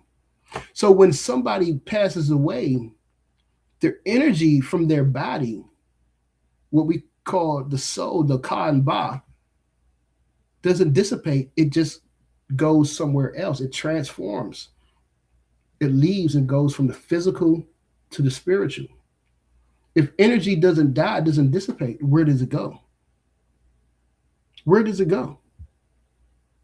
And I'm saying it goes to the spiritual realm, especially when you're making a sacrifice. And sacrifice is not always, killing of animals and stuff like that. It's sacrifices, offerings like burning incense, pouring libation, doing food as offerings. These are also energies that you're giving, offering to the Orisha, the netters from the spiritual realm. So this is an energy that you are giving from our realm to their realm. All right. And this is a transition. As we see, as I said, the change in energy, delta E, the change in energy from the spiritual will equal the negative change in energy from the physical after you made that sacrifice. And then the next one is telling us that this energy,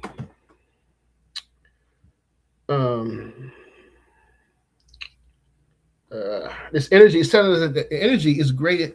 Using the Boltzmann constant, the energy, the change in Q, which is heat. Using the Boltzmann constant of K and time log 2, this is giving you that.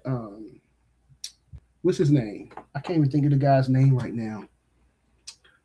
I should have wrote this down. I'm sorry, y'all. Landerdau. I think it's the Landerdau principle. Is what I'm thinking of. That this energy does not dissipate. Once this energy from our physical world, it doesn't dissipate. It moves on to the other dimensions. And this is it's called a Landerdau. Excuse me. I think it's the Landerdau principle. Okay. But this is what they say. This is what it's saying. And so you move from the physical, releasing the energy from the physical, since energy does not dissipate, release from the physical into the spiritual realm when you're making a sacrifice. This is why Christianity does not work for Black people. This is why Islam doesn't work for Black people. Because of this phase transition that takes place. All right. And I could probably come back to that later, but this is why. And y'all have to understand that. If you don't understand the reciprocity of the spiritual world and how it works for the from the physical to the spiritual, you won't understand why Christianity is just a waste of time for us. You're just strengthening white supremacy. But this explains it. The transformation of the energy from a sacrifice.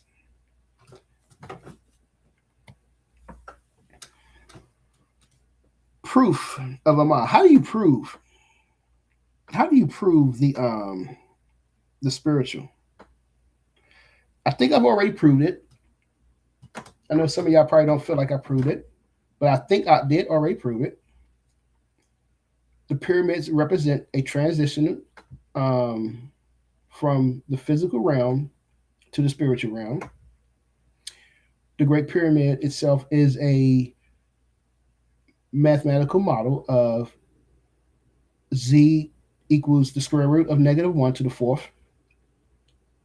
which is a complex, number, an imaginary number, which means that they had an understanding of the physical world and the spiritual world. We know that, and they represented the physical world and spiritual world by the Great Pyramid. So they were showing us that you could transition from the physical to the spiritual. Ra transitions from the physical realm to the spiritual realm every time he enters the duat. Every time the sun set, he's entering the duat. This is a representation. It's not literally. We know is the sun is just going, the earth is just rotating, but it is a representation. How do you represent that? How can I show you this? Well, let me use this. Let me show you. The sun set. That's the sun going into the duat, the spiritual realm. It's just a representation. That's all. So they showed us. And what I'm saying is that I believe that with all the mathematical constants that are encoded inside the Great Pyramid, they had an understanding of advanced mathematics and the spiritual world. Because there's no way it's just coincidence that the pyramid is sitting at the longitude of the pyramid adds up is equal to the speed of light. It's just no way. That's not just a coincidence. So with the 13 constants, mathematical constants that's encoded in the pyramid, they sat down and calculated the spiritual world. They investigated the spiritual world.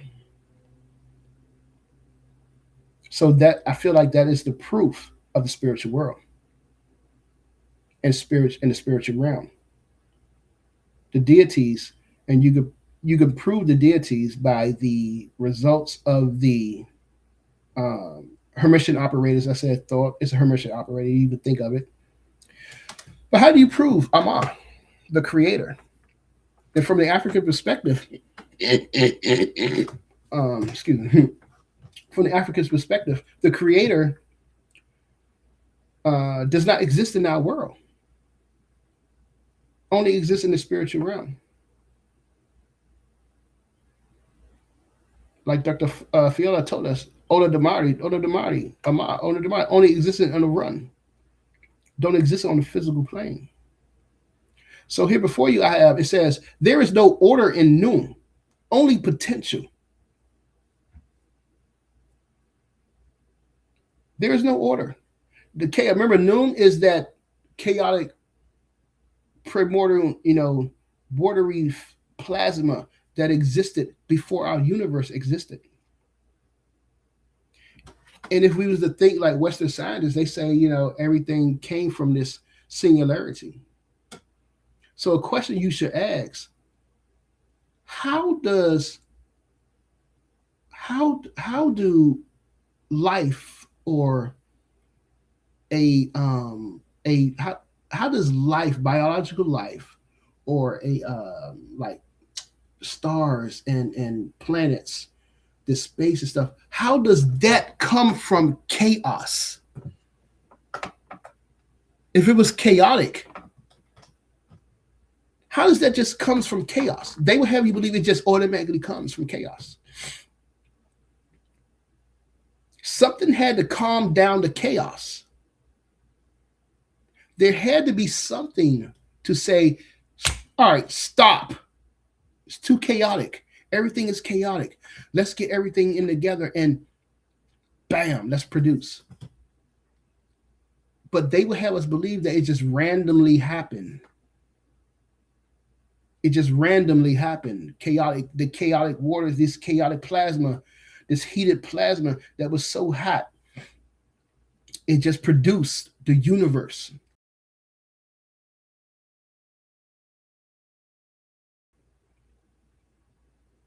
There had to be something to stop the chaos. and then produce the universe. So as we see, as I'm showing you here, the delta squared with phi x, phi is the physical world.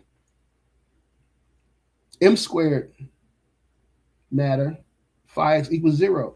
You had to come to, it had to be a point where it's like, all right, stop. Everything had to come to a point. Like, stop. Whoa.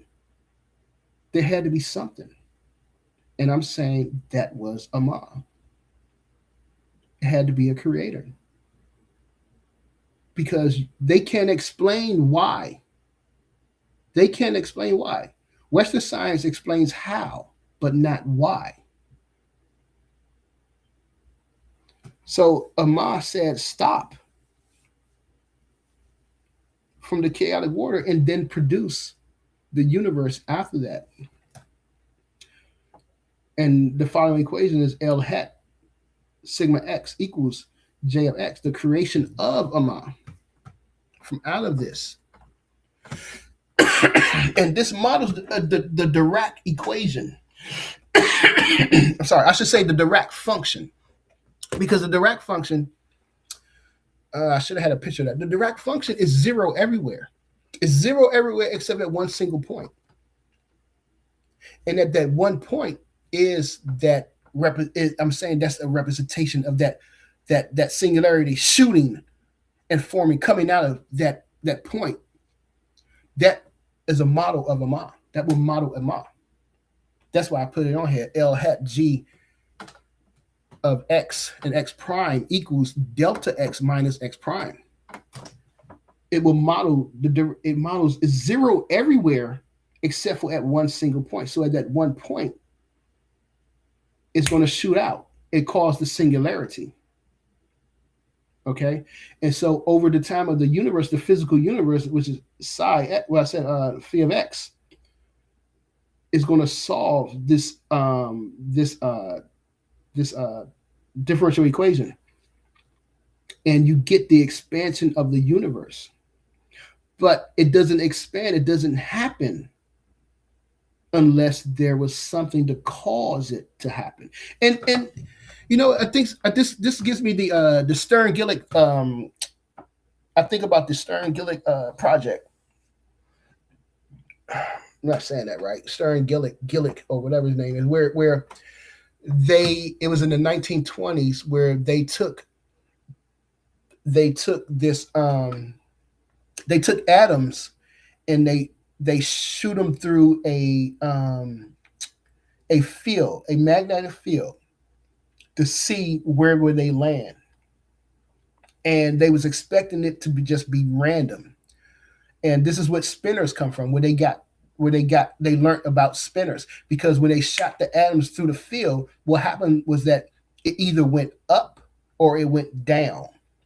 That was it. It was positive or negative. That was it. It wasn't random. It either went up or down. So again, you have to have something. There has to be something that's causing that says, no, you're going to go up and you're going to go down. That's it. But otherwise, it'd be like throwing dice. It's just like you throwing dice. They should have landed like you throwing out the dice. Imagine you throwing a dice and you getting snake eyes every time. You get snake eyes. Or you get say you get 20 every time. Snake eyes or 20. That's it. And you're like, wait, what the hell is going on? There has to be something that causes that. It's not random. That means that there is something, there's a force behind it, and the force behind it is Amma, the creator. That's how we know that the creator is real. That's how we know that the spiritual world is real. Because it just doesn't happen. And again, when you read the Pale Fox, they talk about the Nomo and the Gono. When Amma created the Nomo, in modern science, they try to understand how is it this idea of quantum entanglement. atoms at one end of the universe, and at the other end of the universe, they respond to each other. How can you do that when you're billions of light years apart? Again, they're not including into their research the spiritual world. So they have all these questions. And our ancestors included into their research the spiritual realm. That's why they could answer it. So in Kemet, they did have a theory of everything. Whereas Western science still looking for a concept to explain the theory of everything, a unified theory of everything. They already had a theory of everything because they understood the spiritual world. That quantum entanglement explains the normal anagono. The normal, I should say, the normal anagono would explain quantum entanglement. How can atoms clearly across the universe communicate with each other? The only way they could do that is through tunneling in the spiritual world to each other, not the physical.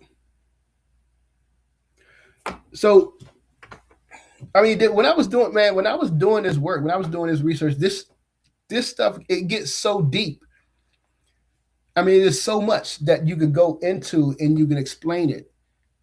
The modern science, it's crazy. That's why I was taking when we hit me up, it was like, yo, you ready? I was like, no, I'm not even ready, yo, because I was really trying to narrow down the way that I wanted to go and approach it, because there was just so much information that I've been finding out, and I'm like, God damn, I could go this direction. I could show this, I could show that, but I was like, nah, I need to just narrow it down, just pick a few things and talk about, because everything that we know today, they had a concept and understanding of it. Everything. And it's crazy. So the only reason that they had this concept is what I'm saying is that because they had a connection with the spiritual. And that's why they were able to make this connection and make these advancements into modern science, whereas modern science is just now catching up to what they knew. And that's what I'm saying. If we connect back the way our ancestors did, we're going to surpass them, because we're going to be because the Europeans can't do what we do, and our ancestors proved that, and they proved that. Their only approach is to use technology to solve their problems, where our ancestors used their brains to solve the problems. And so I know this was probably kind of short, but I think that it's just this wasn't short, man. We had 2 hours, man. I'm dropping the link. Oh really? 2 hours? Damn! Uncle Chucky says, "Good job, brother. Sacred geometry created the universe, flower of life." Yep, and that's another thing. As I was looking at it, the tomb, not tombs, but the temples, they were harmonically built to resonate sound at certain frequencies, and these frequencies, you know what I'm saying, connected with the netters, will connect with certain netters and connect with the certain orishas. And that's another thing I was looking at. It's like, damn. So we have to understand that they view the world differently. Remember, they didn't have an influence from the white people. They didn't have an influence. All right, we got the OG, got the elder in the building, Uncle Reggie. What's going on, Mr. Reggie? Uncle Reggie, how you doing, brother Reggie? Oh, I'm doing fine. Peace to you, brother Hercules. Great, interesting, great job, and super wavy Shawnee. So I waited up. I was tired. I got a lot of things to do, but I listened to back and forth. I could say altogether half. Um, okay, great. All right. So, your mathematics is fantastic. It's really fantastic. Your conceptualization of things in mathematics is fantastic. Um, and so I like that.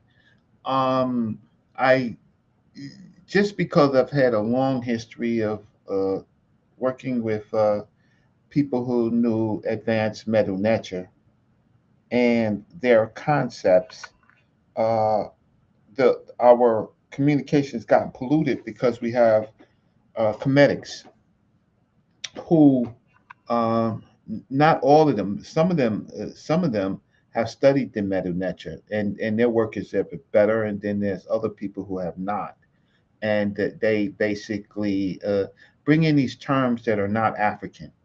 Um, the I just want to point out a few things. Okay, so the people who study the meta nature, they don't use words like spirituality. The best of them, they use the better words to use is the seen and unseen, right? Um, there's some reasons why, and there's traps. The use of converting. I have to ask you, uh, just so that to help us think about this. When when did African people start using the word spirituality to define their practice? Do you have any idea? No, no, I do not.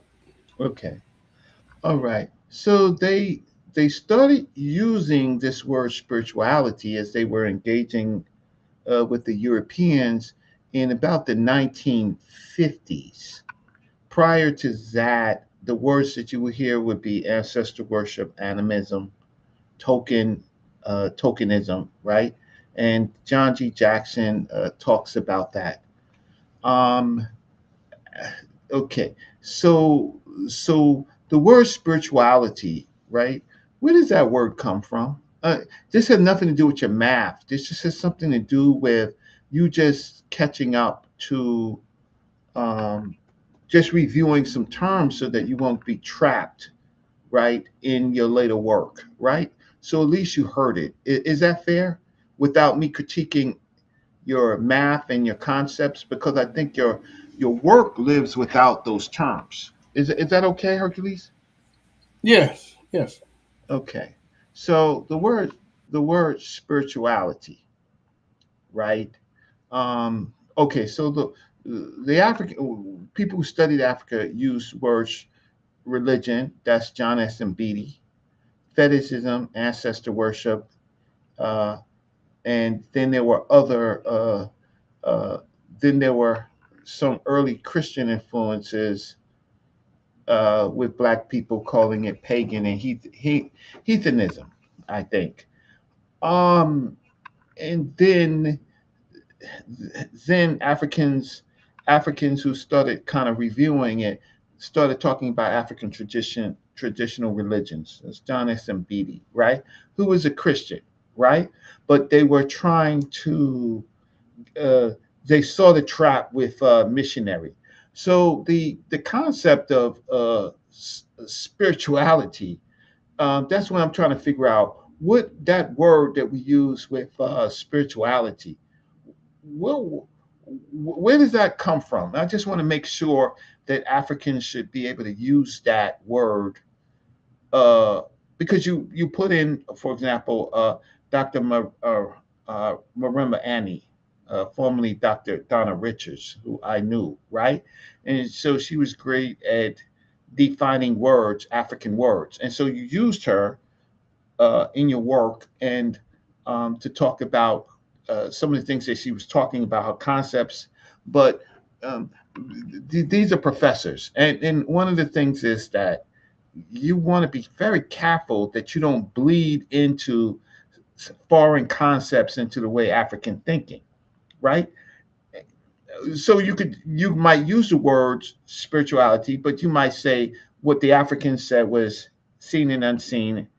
Um, yeah, that's the world in which they lived in. Does that is that okay? Do you have a big pushback on that?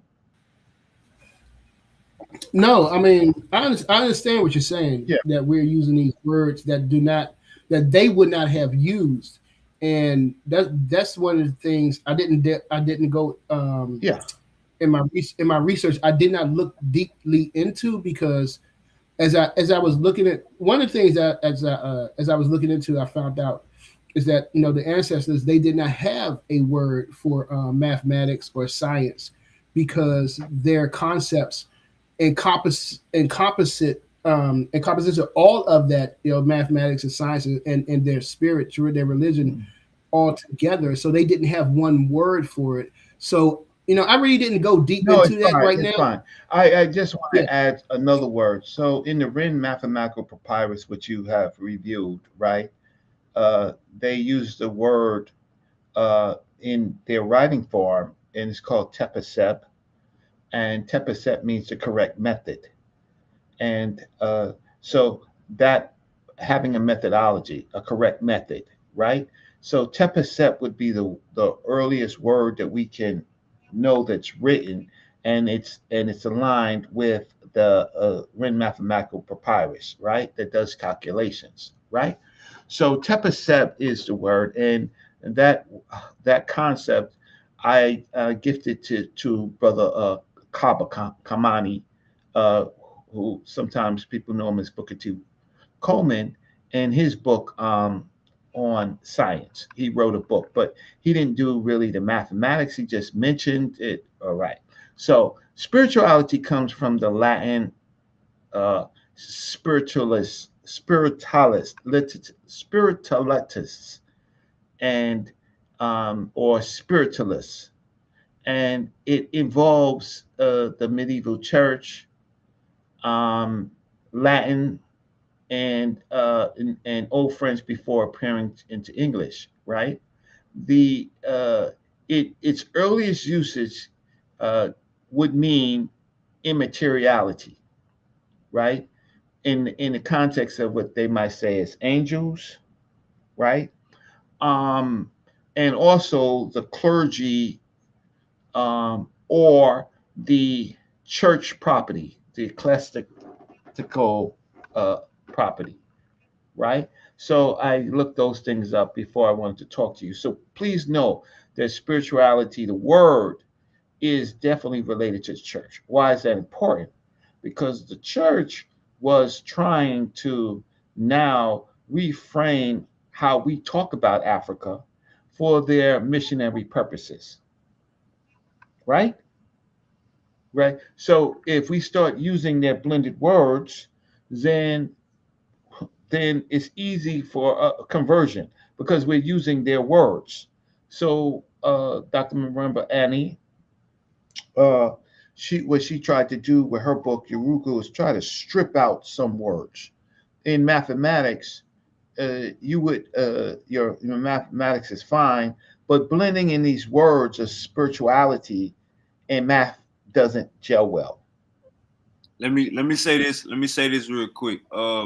Uncle Reggie. Matter of fact, let me ask you a question. I like how you said the seen and the unseen. Mm-hmm. That's beautiful. Now let me ask you this: do you believe in the unseen? Mm-hmm. Well, the unseen is the unseen. It's something that has nothing to do with believing in the unseen. You just know that it exists.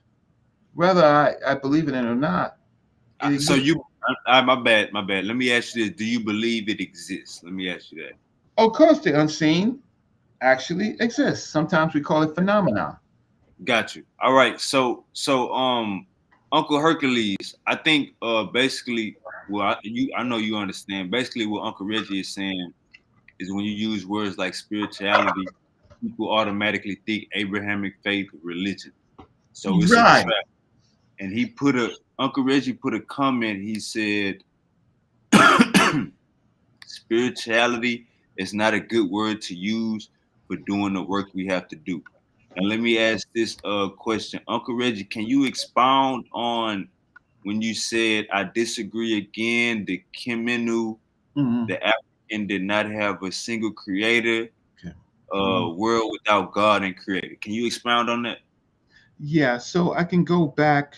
So the reason why I brought Baba Bonacci Montgomery on is to help before the whole channel went away. Because remember, I was interviewing him about his life, what he knows about these people, what he's learned about these people, the school that he teaches from. I didn't get to.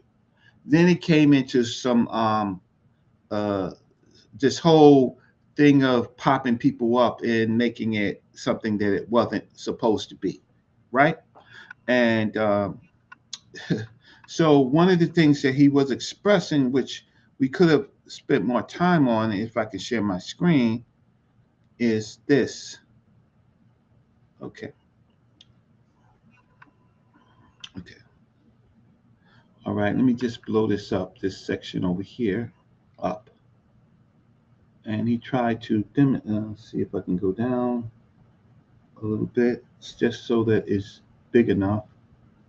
I know where it is. Okay.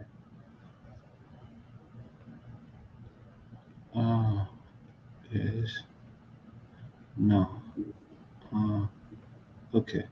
All right. Well, Bonacci, Montgomery, and some Meta teachers, they teach nature, right? Everything that we need is in nature, right?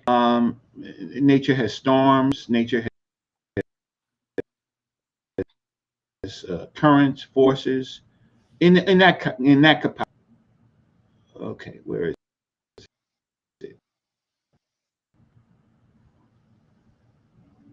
Okay, okay, sorry.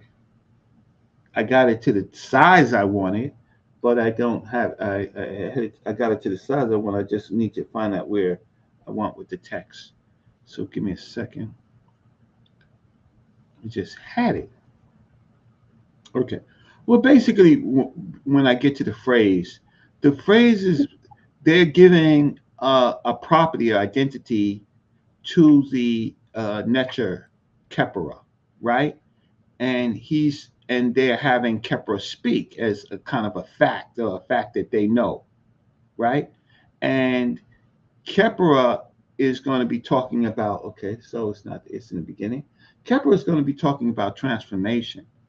And transformation is a better word than just create one thing, but a process. And that's okay. So let's go slow. So, do you understand what I'm trying to say with that part? Kepra is not a creator, not a god, but a concept of transformation, right? And we have African Meta scholars looking at the term. And where is it? The Book of Knowing. I know that. Okay, so it's in this. It's in Theophilo Benga's book, and the text is the Book of Knowing the Transformations of Ra and Overcoming a Pep, which is chaos, right? And here goes the line right here. So I think that your work is really, really interesting. I think that, I'll say one other thing before it. Okay, so here is, if I can blow it, let me try to blow it up a little bit bigger, even though you can see it. Shoot. Messed it up again. But I think I'm closer to it. Somebody asked, so where Kepler came from? The mind African.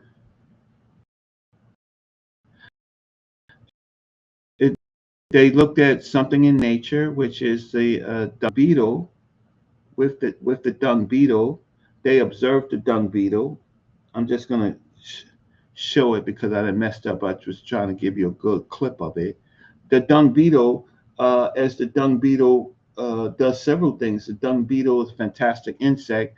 It has a this instinct about where it is at all times, and it rolls. It finds a dung, which is animal feces, mostly cow, and then it puts its seeds, its eggs inside it, and then it rolls it with its hind legs to where they want the offspring to come into being. So their offspring comes into being in this dung, and again, it knows where it is based on the position of using, I guess, it's these insects and bats and stuff have these incredible connections with the magnetic pull of the earth, and so they thought that was amazing, right? Because they would spin it around and it would come back into where it's supposed to go. But what it says is, I am he who transforms as the primary principle and state of transformation, existence. So this concept transforms as a formula, basically, and a state of transformation, existence, something that you have written mathematically. I transformed as a process that becomes all. That is the process which becomes all which exists, meaning all other processes follow the same type of formula. They're just giving the nature, letting the nature describe itself. It's a real statement. It's in the text. It's actual. It's literal, right? It may have some figurative components, but this is how they identify the concept of Kepra. So what I wanted to say about here, Kepra is a nature, but now we got to be careful again. Now we go into Christianity, we're going to make Kepra a god. Kepra is not acting as a god. Kepra is acting as a formula and a principle.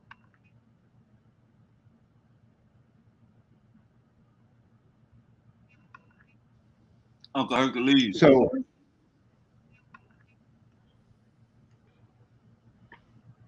yeah, I'm here. Yeah, that's all I wanted to say about that. That's all. But that's the thing that I don't understand. That's the thing. So when I'm looking at this, yes, I'm not. What's the word? I don't know the word, but I'm not just looking at Kemet. I'm looking at the rest of the continent. You know what I'm saying? The rest of the spiritual system as well. And use that word again. Use that word spiritual again. But I use it. But that's another thing, because we use it because it's like. That's how we got hijacked. It's easier to say. Yeah, because we got hijacked. See, that's the problem, and the problem is we have to learn how to, for our own agency, we have to strip out words. Right? It's convenient, but it has Trojan horses in it. Okay, so all right, so I would just say, all right, I'm looking at the rest of the Orun system of Africa, of Abibiman, the Black people. But my question is I don't understand, because when they talk about Khepera, the creation of Khepera, they still talking about, it still sounds like Khepera is creating, bringing the universe into being, transforming, but it's still an entity transforming the universe. It's it's transformation itself. So is that so you're saying that you say that that's how they define Khepera as a transformation itself. Yeah, he's the primary principle and state of transformation. And okay, so one of the things that the question that I asked from Dr. Fiola in the book, it's a book that I got called Yoruba Metaphysics. Okay. It's a pretty good book. And saying, he makes the point that the noon, that the primordial waters, that chaotic waters, there had to be something that caused the waters to stop being chaotic. It just didn't do it on its own. And that's and he was saying that is the creator, that is Amma, that caused that stop, that is singular. Because like I was saying, that the Dirac equation, the Dirac function is like zero everywhere, but at a single point, at that one point when it hits, it shoots up. That's a representation of Amma coming out of the primordial water. But the point that I want to ask is that from out of noon, the chaotic waters, it couldn't. You don't get life. You don't get the universe from chaos. There had to be something to stop the chaos. Well, believe it or not, I study this conceptually. I'm just asking. I just want to know how do you think about it? That's what I'm getting ready to say. Okay, so one of the things that I think, like biology is biology, chemistry is chemistry, physics is physics, they intersect, right? Different cosmologies from different places, that's their cosmology. So if you're looking at cosmology from ancient Egypt, that's that in itself. Then it could expand. For example, could expand to the Dogon. It could have even been born from earlier places like the Yoruba. Yoruba before Yoruba, it could have been born around the Green Sahara and then transformed. You talked about all of this, right? So my only problem with some of the math is that you could map out what Kemet said, and then you could separately map out only what the Dogon said, and add only if they added a term that directly came from Kemet, but they may have understood it in a different way. And that's the thing about Egypt, is that Egypt had nomes, people, they had their local netters, and then they had the big netters, right? So netters is nature. So it's isolating people's thoughts. So you do that all the time. Like if you're doing physics and stuff, because you're talking some physics concepts, you're looking at different physicists and what they say. And you can isolate that. So with your mathematics, I would be more delighted to see you just isolating mathematics from Kemet, or from not Kemet, but from the Tawi civilization of the Nile Valley. They use Kemet too much. They don't know what the hell they're talking about when they use Kemet. They just use it like they brush their teeth. They don't. Look, you got to look at the papers written on Kemet. How many papers are there written on Kemet? Right? Kemet is something really avoided by Europeans. There's about 3 or 4 journal articles on Kemet. I wrote one that dealt with Kemet and cattle. Not Kemet everything, but Kemet and cattle. But there's Kemet the place name. There's Kemet the place name, which I will get to later, but that has nothing to do with it. What I'm saying is, it'd be better to be able to isolate particular cosmologies, and then you could do something like in mathematics, where you kind of what do you call it when you simplify it? When you when you for example, if you're looking at string theory, like what is the theory of everything or something like that, right? Where there's this reduction that you do, right? I would rather have Kemet, and I would have the Dogon. I would rather have Yoruba. I would have, and then I would have you reduce it, right? To see that would be a greater exercise than to put something up that has cross concepts. You can agree or disagree, but you understand what I'm saying? The better, proper method would be to build a string and then use your mathematics to kind of isolate down things that are common. If you can, you probably could. Let me ask you this, Uncle Reggie. When you went over all of them, when he said the Dogon, similarities with Kemet when he said all these other places around Africa having this eight number and all this stuff similar. You think it's connected, or you think, you know what I'm saying, that's just humans being human? Yeah, I think that there's transmission of formulas and other applications. Even in Egypt, what they call Egypt, there's all these different cosmologies. There's the Memphite cosmologies, there's the Atum cosmology, there's the Kemenu cosmology, right? I mean, there's a Shabaka, right? There's all these cosmologies, Aten cosmology, right? Kansu cosmology, all these cosmologies. There's similarities, there's differences. Mathematics helps kind of isolate that, looking at the different cosmologies. Then there is cosmologies that occur later that may borrow. The eight, the Kemenu, Amen, Amenet, Nununet, Kekekehehet, which Obadeli Cambone talked about. I've tried to write a paper on the Kemenu, right?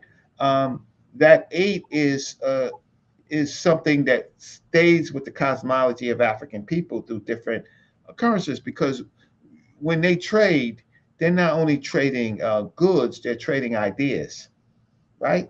They're trading ideas. And so these ideas, when they really make sense, they go into other cultures.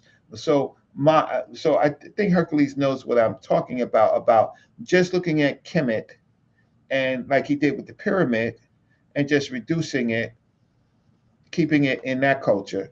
And then if he has other formulas, then he can either combine them and reduce them and find a common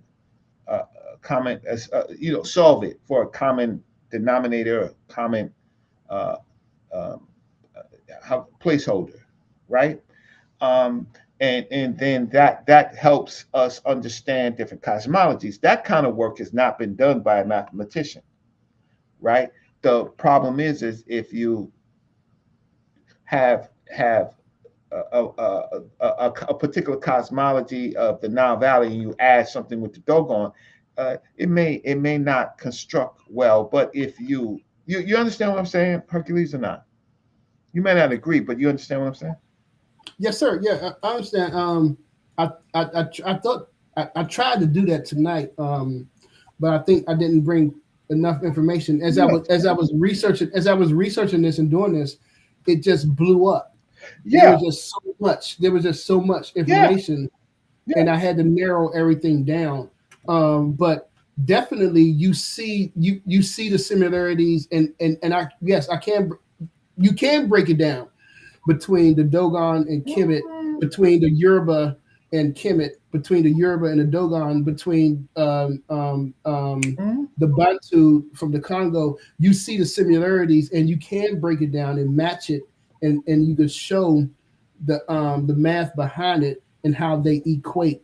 But like I said, it blew up. It was just so much information. Fine. You listen. Very few people can do what you do.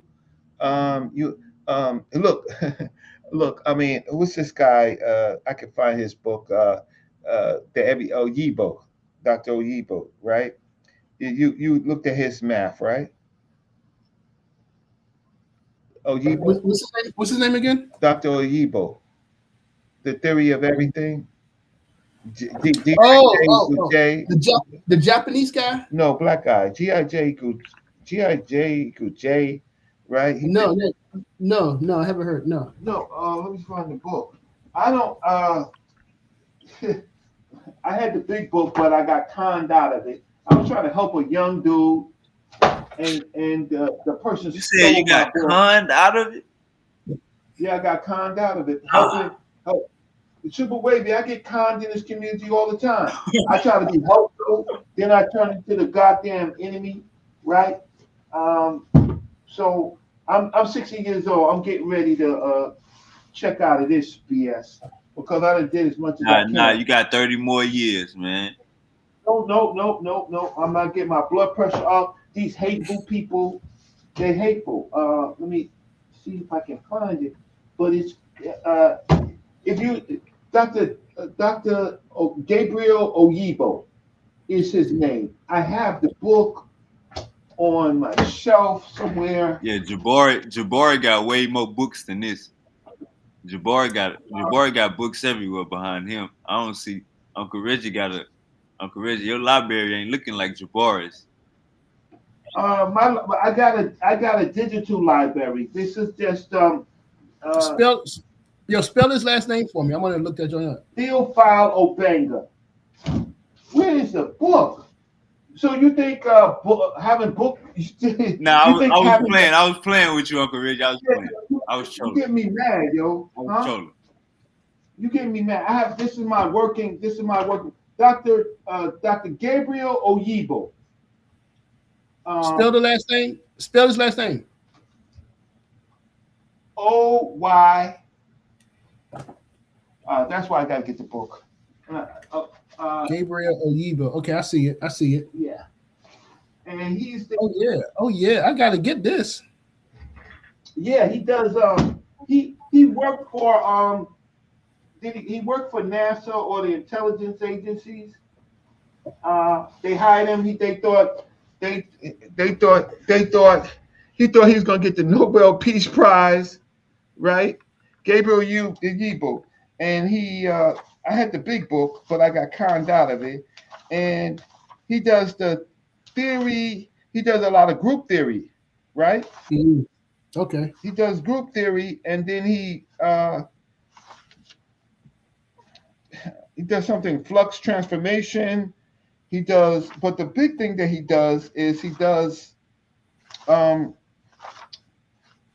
to do the grand unified theorem. That's what he's trying to do.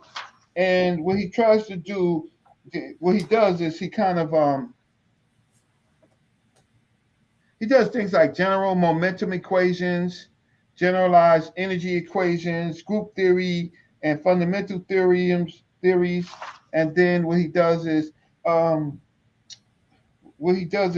he starts to do a reduction, right? And a little book, so it's all his formulas, right? So the book you can't get anymore. One day when I go to the library, maybe I'll scan this little book, because the little book has actually his equations. But let me just see. He does generalized Boltzmann equations and particle physics. He did full unsteady Navier-Stokes equations, Reynolds average Navier-Stokes equations, and incompressible. Google that John Uncle Hercules. Probably get a PDF. Yeah. I just looked it up. Yeah. So if I don't know if it's because he would. Okay. So then he takes all these forces, right? And then he does the gravitational field, electromagnetic field, strong force field, weak force field, other force fields, unified force fields, and then he begins to now reduce them, right? And then he comes up with something called, watch this, God, cosmology, and Genesis, right? Mm-hmm. Okay. Right? And then, shoot, my big book had everything. And the person that conned me for the book, they better give me my book back. And say his name. Wait, he stay in Texas? I don't know where he is. He better give me my book back. But it was Dr. Inky. It was Dr. Inky. No. Well, Dr. Inky. Go ahead, Uncle Rick. So, I it's getting late for me. 12. You gotta explain the God theory, Genesis. Well, his thing is he goes now. He brings in his Christian BS, Oyibo, and he's saying his formula is the word of God, right? And he says, in the beginning when there was God, he tries to do the Big Bang. And then he tries to say that the sound, the Big Bang was the word of God. and that's where he goes. That's where he sets himself up for Ankh and them to really attack him and call him. Yeah. Uncle He starts Sid talking about, wishes right now. this is what he says.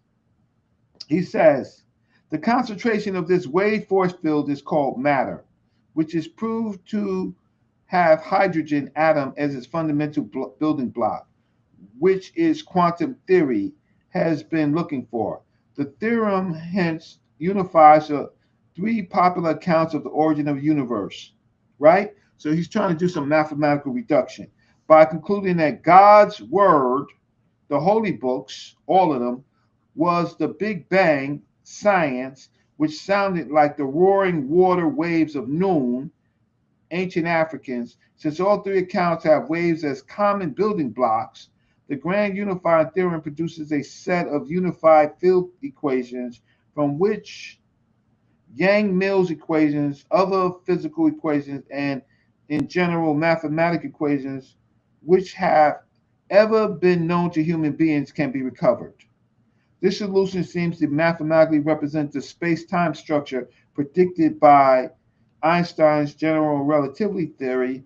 A good part of this material presented in his work has been reviewed by Ancient Mathematical Society and the European Mathematical Society in the Dranta Blatt für Mathematik, right? So when he starts talking about the word of God, Right. Unc and them go crazy. All right, we gotta get to the bottom of this because I know Uncle Hercules. Uncle Hercules, you there? Got the last question for Uncle Reggie. Yeah, I'm All here. right, I'm here. Nope. So I don't have a last question. My whole thing this is me. This is my last question for you. okay, good. So and Uncle Hercules got some smoke for this. So Smash Rockwell did a show. He says the Netters are a figment of the ancient Egyptians' imagination. That's the title of the show. He says him, Infadishi, and Jabari are on one step. He says you and him talked about it, and you agreed that the Netters wasn't real. What's going on right now? You talking about me? The Netchers are real. Figment of imagination is something that was imagined. The ancient Egyptians imagined this, and then from the imaginists they used a method. Mhm. So we imagine everything. Every great scientist, thinker imagines. Some people like Hercules can't sleep at night. Can't sleep at night because he's just imagining. He's trying to sleep, but he's just imagining. He's looking at all these formulas and things like that. And then he wakes up in the morning in a cold sweat, and then he goes to his chalkboard, right? And he tries to write down what he's thinking of, right? So I think some of that is clickbait, but we do imagine that there's a negative part of it and a positive part of it. Mm-hmm. Imagination is real, but when you when you go for the okie doke, right? It could be a dream or a fantasy, but many great scientists, Isaac Newton and all of them, right? They had it was in their mind, but then the next step is to try to make it real, right? So the net rule is how can you gotta be able to conceptualize it, right? How do you conceptualize it 4,000 years ago, Mm-hmm. right? It may be real, it may not be real. Some of the things that they did, look, building all these pyramids, and building all these pyramids instead of building to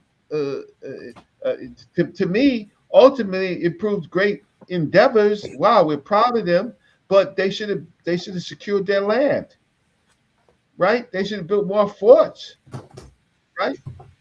I mean, there's groups of people in every community that come around, like with some of the priests in ancient Egypt, where it became less mathematical, less physical, more related to spooky dooky stuff.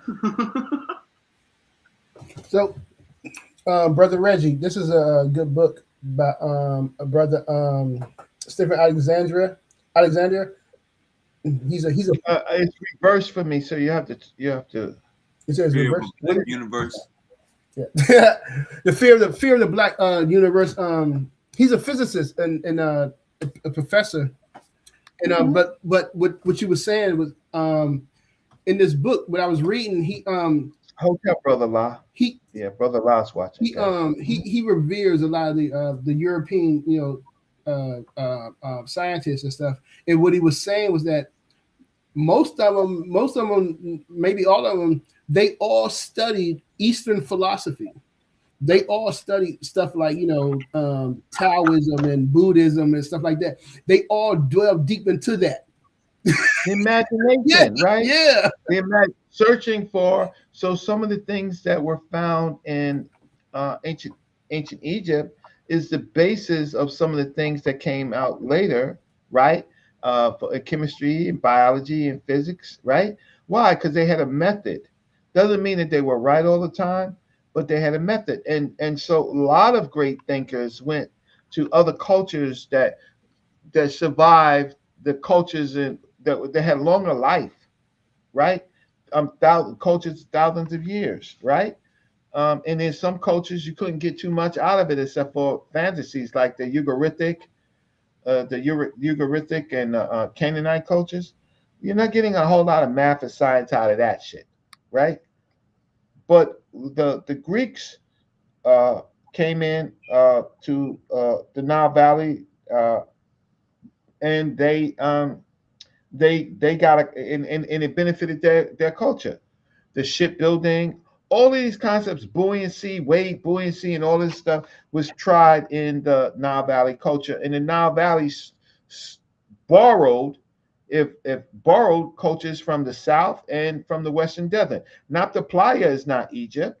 Gif Kabir is not Egypt, right? The Green Sahara, the Sicilian Gyre is not Egypt. A lot of the concepts from the ostriches had left Egypt a long time ago. The Egyptians probably never really seen ostriches unless they were brought back in. So you see these concepts in this culture that had already escaped them, wasn't there, but they revere them from earlier memories. So what I'm just trying to say is to you is the even with your mathematical peers, it'd be better for you to isolate exactly all the things that you can find from Egypt and include the stuff that you already know, the things from the Ren mathematical papyrus and things like that, and deal with that or list that, and then go and find out from the Dogon, because a lot of the things that we have Dogon is not writing. We have transmissions from people who interviewed the Dogon, right? And so we have these concepts like Ama and stuff like that. The Ankh is there, and there a lot of the things are there, but it is a separate culture. And the one thing that we do know is the greatest thing from the Dogon is their ability to be great star watchers. The building and the construction and all of that other stuff really lies with the people of the directly of the Nile Valley. And who these people are that got this information, the Dogon people, they say that they left Egypt. It could have been that, guess what? They were always there. They may not have had nothing to do with Egypt. They may have been a culture that gave Kemet information in North Africa, right? We always say, oh, they left Egypt, but we don't understand that Egypt was gathered stuff from other groups of people. Mm-hmm. Yeah. Pottery and all that stuff didn't come from Egypt. That pottery was done in Mali, right?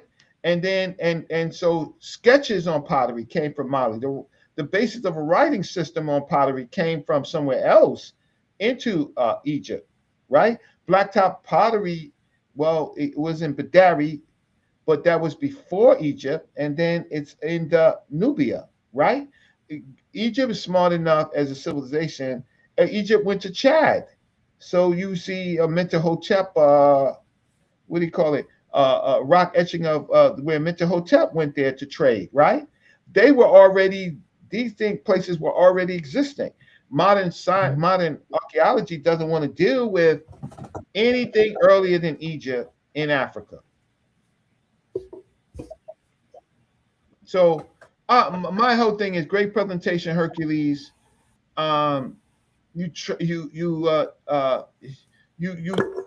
tried to explain, and you explained a lot of things. I would just say that you're younger. How old are you, Hercules? 40? Yes, sir. Yeah, I'm 60. You got a lot more time. You got a lot more time on this earth than I do, right? As far as my cognitive abilities, right? I do want to say something, and I'm going to continue to say this to the public, right? Be careful. Like we got this slogan out here: the Netchers are real, but they are not. Um, they're not literal. There is no African scholar who studied Meta Netcher that agrees with that. None. So where did he get that from? That slogan from? Where did he get that slogan from? Right? Everybody has to have kind of like a author. Did he create it himself? Somebody needs to ask that priest. Did he create it himself? Maybe Super Wavy can ask him because I'm not talking to him no more. Did he create it? Ask him where did he get it from? I could tell you where he got it from, and I could tell you it's not African. How you like that? I'm a definitely relate a message to Jabari. So let me ask you this, Uncle Reggie. When people say the Netters were human beings, or the Netters could take human being form, do you agree with that? Well, first of all, Africans named themselves Netters. Right. You know Zoser? Right. What's Zoser's name? Right. Netter. What's his name? Zoser. Netter. What? Netter. Netiquette. Netiquette. Go ahead. What does netiquette mean? I don't know. I can't tell you. I can't tell you. Okay. It's all right. It means divine body. So he's the first God body. Okay. So if Netiquette named himself Netiquette, he fused the netter with a physical body. And that was him. Right? So a lot of heroes become netters. Hold up, man. Hold on. I can't. Damn, Uncle Reggie. I probably let the cat out the bag. Did I leave the cat out the bag? Was that a blow? Was that a bullet? To who? Because it didn't hit me. No, I'm saying I know you got a debate. You go have this debate. No, I'm not debating him. I don't respect him. I don't respect him. I'd rather write a paper. See, here's the thing is we can do all this stuff. We could do all this hocus pocus, but don't let me write a paper. I can tell you what the abstract of my paper is. You want to see the abstract of my paper? Because I already started writing it. I'll give you the abstract of my paper. So where's the abstract of my paper? So let me just. So you basically saying they could be both. You know what I'm saying? You can't say they won. I'm saying that netiquette means divine body. So that means a human could be a netter, because all humans, all things are netters. Netters are nature. All right, Uncle. You don't let the cat out of the bag. Uncle. See, I argue. My whole thing is I don't do the surprise bullshit. Right. I'll tell you right up and down what my thoughts are. I ain't gonna go and come back and say, oh, well, what I meant was this and that, and why you picking on me, and you're a hater, and you need some mental help. Like, once you say that shit to me, right, you forget that who my teachers were. My teachers was different than his teachers. So you know what my abstract would be? I'm gonna read it to you. This paper rebuts the slogan used by Jabario Sauce, a self-styled Hemnecher Tepe high priest, that the Necher rules are real but not literal. It argues that one, no Egyptologist or hieroglyphic philologist uses or endorses this formulation as a description of ancient Egyptian belief. One. Two, the structure of the slogan comes instead from modern metaphysical Jungian and New Age school of thought that recode gods as energies, forces, or archetypes. And three, a range of Kemetic and pseudo-Kemetic authors, white and black, explicitly framed the Netters as energies, cosmic forces, and personifications of natural laws, thereby exposing the precise interpretive lineage of Osaze's rhetoric. This paper concludes that the slogan is conceptually muddled, historically unmoored from the Egyptian evidence, and functions as a rhetorical device to smuggle non-Egyptian metaphysics into Kemetic dress. All right, so Uncle Hercules, you there? It sound like you agree with Uncle Reggie and you disagree with Jabari from what Uncle Reggie just read. Yeah, I mean, the definition of real is like, how are you trying to say real? Like, are you trying to say, you can reach out and touch it, or it's just a man? Well, we both agree that, but the Netters are real. The Netters are real thoughts, real beliefs, right? They are real, how can I say, principles. Mm-hmm. Lamad is a principle, right, with properties, mm-hmm. right? And some of these Netters have properties that are forces or energies, right? Mm-hmm. They are real, right? The problem is what the ancient Egyptians said, is it literal? Meaning, is it metaphoric only, right? Fantasy only, right? What does it mean by not being literal? Mm-hmm. And you know this, Brother Reggie, is that in that time, not everybody was initiated. Am I correct to thinking of that? Not the civilization, not everybody was initiated, so not everybody had, a deep understanding of what was going on. Well, yeah, but people can say that, but that there's a king, that there's in your town there is a Necher, right? Mm-hmm. You know that things go on when people pass away, right? There's services, rituals. They know this stuff. They use a language. They're speaking to each other. I'm sure that they knew Ra. I'm sure that they knew Khepera. I'm sure that they knew Ptah, right? I'm sure that they use Amun, because Amun has millions of eyes, hundreds of ears. Amun was the Necher that they made to hear your prayers and answer them. Right? So you're saying Jabari is a Netter, but he's saying that they not literal because he want to be a Netter. Yeah, well, I don't understand it. I think it's a slogan that don't make no sense. And it's like when he was running around talking about the Tomhu. The Tomhu is the white man. The Tomhu, there's the Chinu and there's the Tomhu. The Tomhu are more closer to the Noptaplaya people. How are they the white man? Like just because he said it, that don't mean Jack Daniels to me. Just because he said it. It don't mean nothing to me, because he was wrong about that. He could continue to use it in his arrogance, but the fact of the matter, he didn't know. You banned him. You banned him. Once you brought that out, he ain't used that word in 3 years.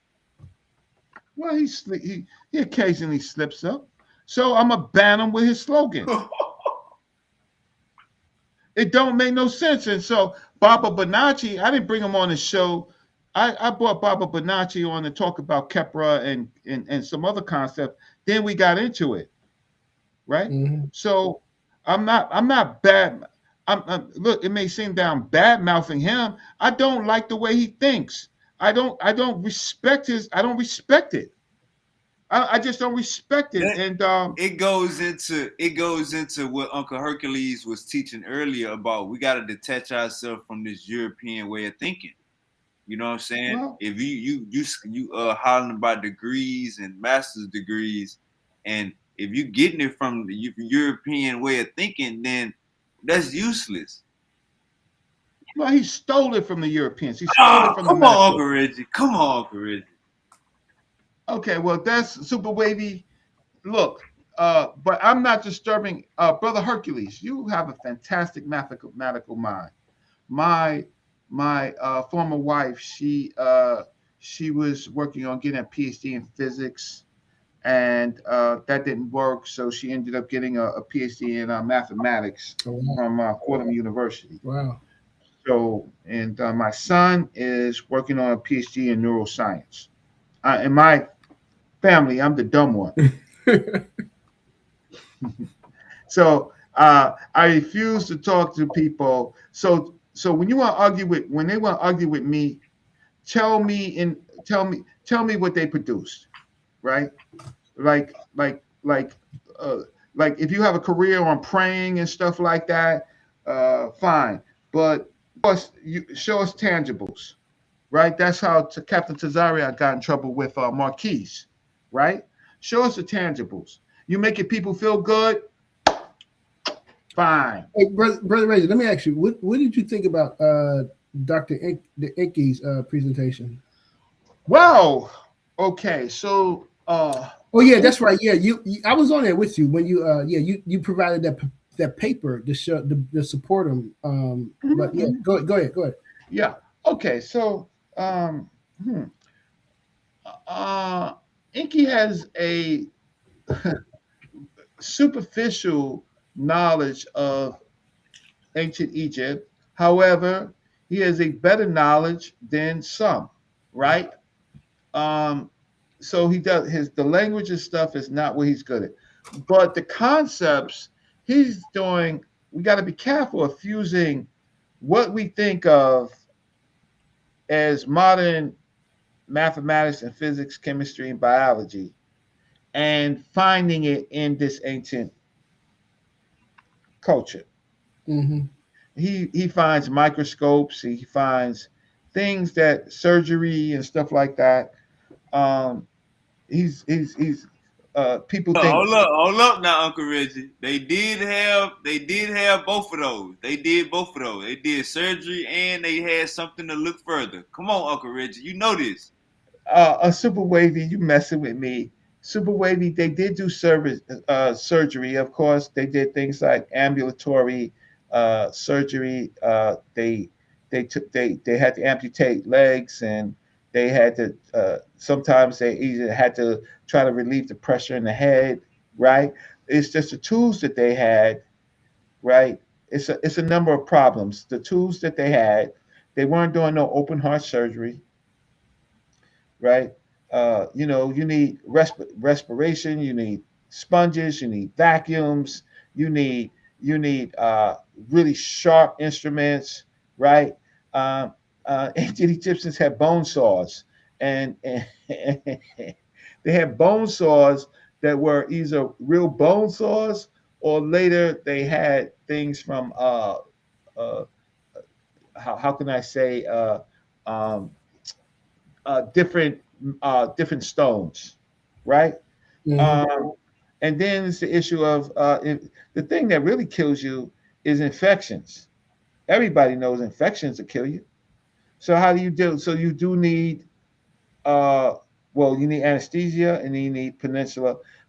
Look, um, Inky can get you. Inky can get you if you not booked up. He knows a lot about the human body. I'm not taking away nothing from Dr. Inky except for he stretches some things. That's why he Mm-hmm. went after me, saying that what he said, the pulmonary I forgot even the argument. The pulmonary uh, thing was the what did he say? Was it the Ankh or something like that? I don't know if he said it was the Ankh or some other Egyptian term that they went to the human body and that's what it is. I forgot the argument. I'm getting old. But so the thing when I'm talking to Hercules is Hercules don't stretch, Mm-hmm. isolate, say always This is similar. Don't say it's the same. That's one thing I just wanted to make sure I didn't I was not trying to stretch the information, wasn't trying to. I mean, we look at it because talking to my professor, I've asked my professors these questions because it's like I'm sitting in class and I'm like, yo, this is the same shit that they talked about, and so their response was basically was that it's mythical. There's no math behind it. That's what their response was. Is that's why you can't consider it science because they didn't put math behind it. And so my response is, well, we don't know what they put behind it because you got to keep in mind of the people that invaded. You got the Persians, the Greeks, the Romans, they're coming in and destroying. Don't argue with your professors. No, I didn't argue don't with even bring it up. Don't even bring it up. Just get through your coursework and get your degree. Don't bring it up. Oh yeah, definitely. I did that. Shut the hell up. Matter of fact, the problem is let me just tell you about you young scholars. Everything that you're putting on right now hurts you. It's better to be a silent person so that there's nothing they can Google up. They treat black students differently than they treat. They bring up in your defense. Did you say this? Right? Look, they just fired somebody in New York on the mayor's thing because she said something about Jewish people when she was 19 years old. She's damn near 20. That's 10 years ago, and they had to fire her because she said something. She was 19 years old. This stuff cost you, Hercules, right? This all of this stuff, it gives them an inkling into who you are. Right? Yeah. Why don't you just shut the F up and get your degree and then come back and then write? See, people are not listening to what I say. YouTube gives you no value. You're on Super Wavy show and that's great for Super Wavy, not great necessarily for you. Great for Super Wavy. That's cap. That's cap. That's cap. No, I understand what he's saying because we going from here into basically their working environment. They're gonna they'll look you up and hit back at you. Let me say this. Hold on. Let me say this. YouTube gonna be here when y'all die. That's the problem. So hold up. So your teachings go forever being implanted in the meta world. That's what you got to understand. That's right. This is the tool. So Uncle Reggie, maybe not you, but other brothers is getting booked to do interviews, presentations, and talks off of somebody just seeing them on YouTube.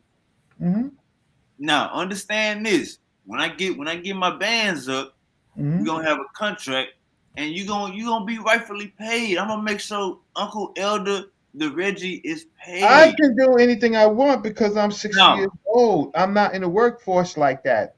Hercules be like, nah, this is not the type of person we want in our lab or firm or anything like that, right? But with me, Hercules ain't saying nothing. We ain't getting out of line.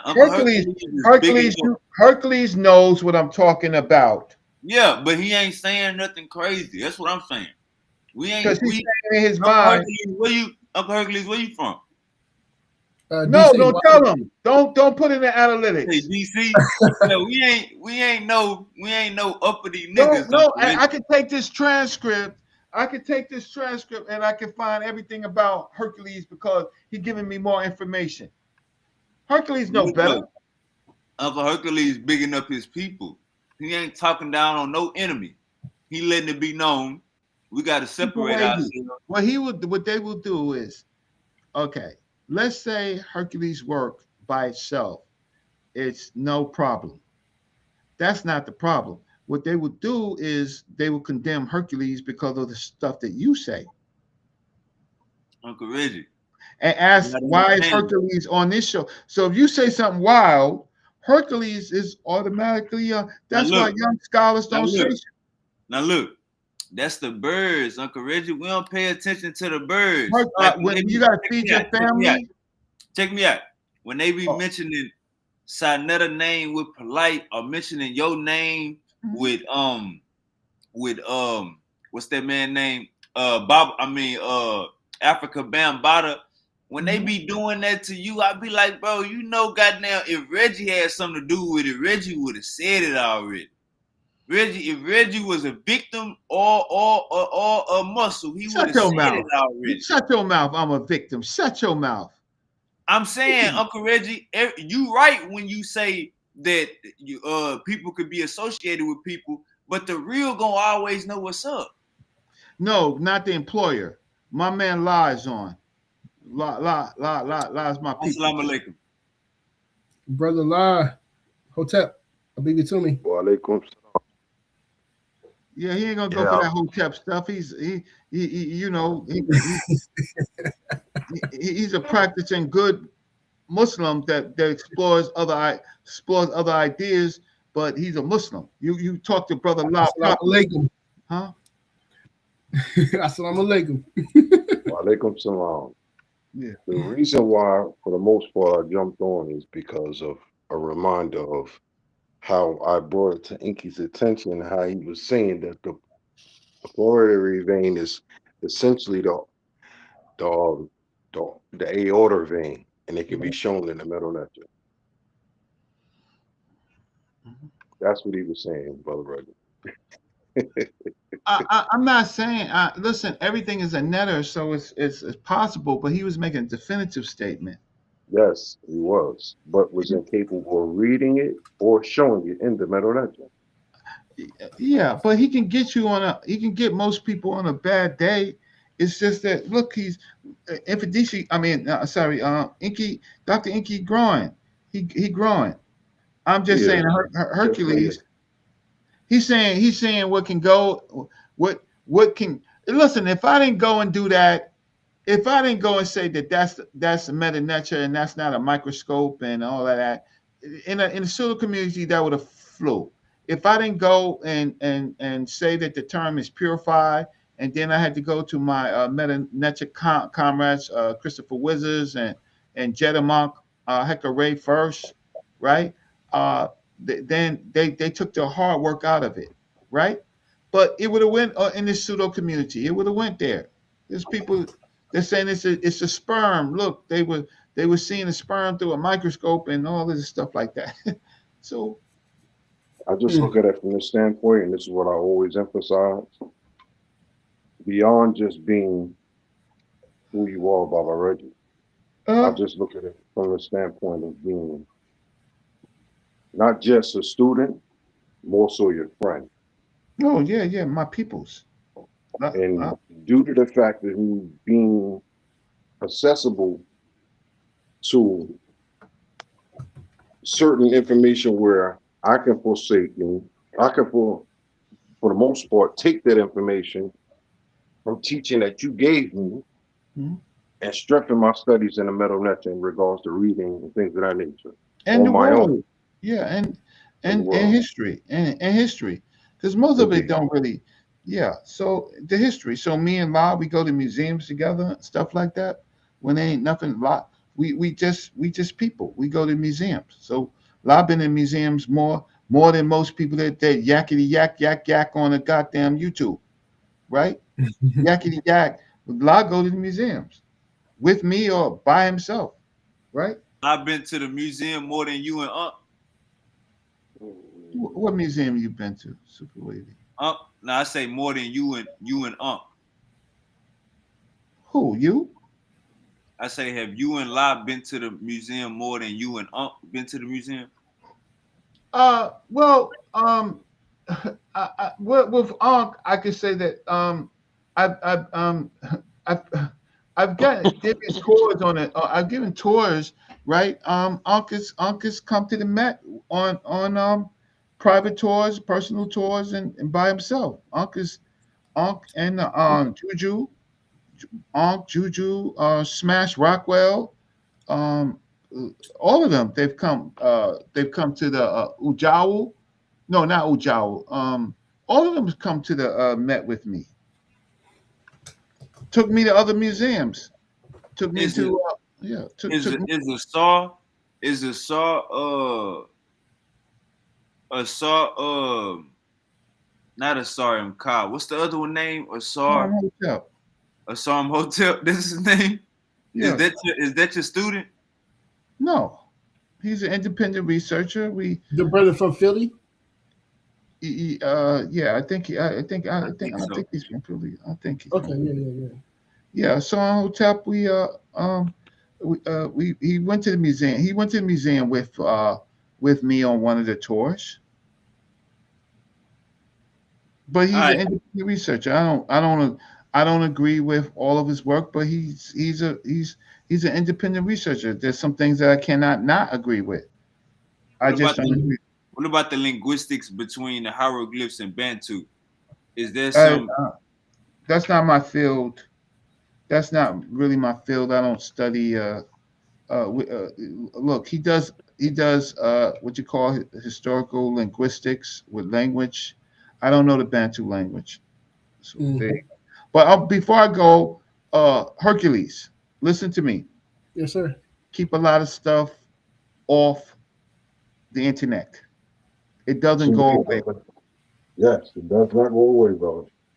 You think you're doing something for this community? This community don't love us, bro. They don't love you. They don't love your children.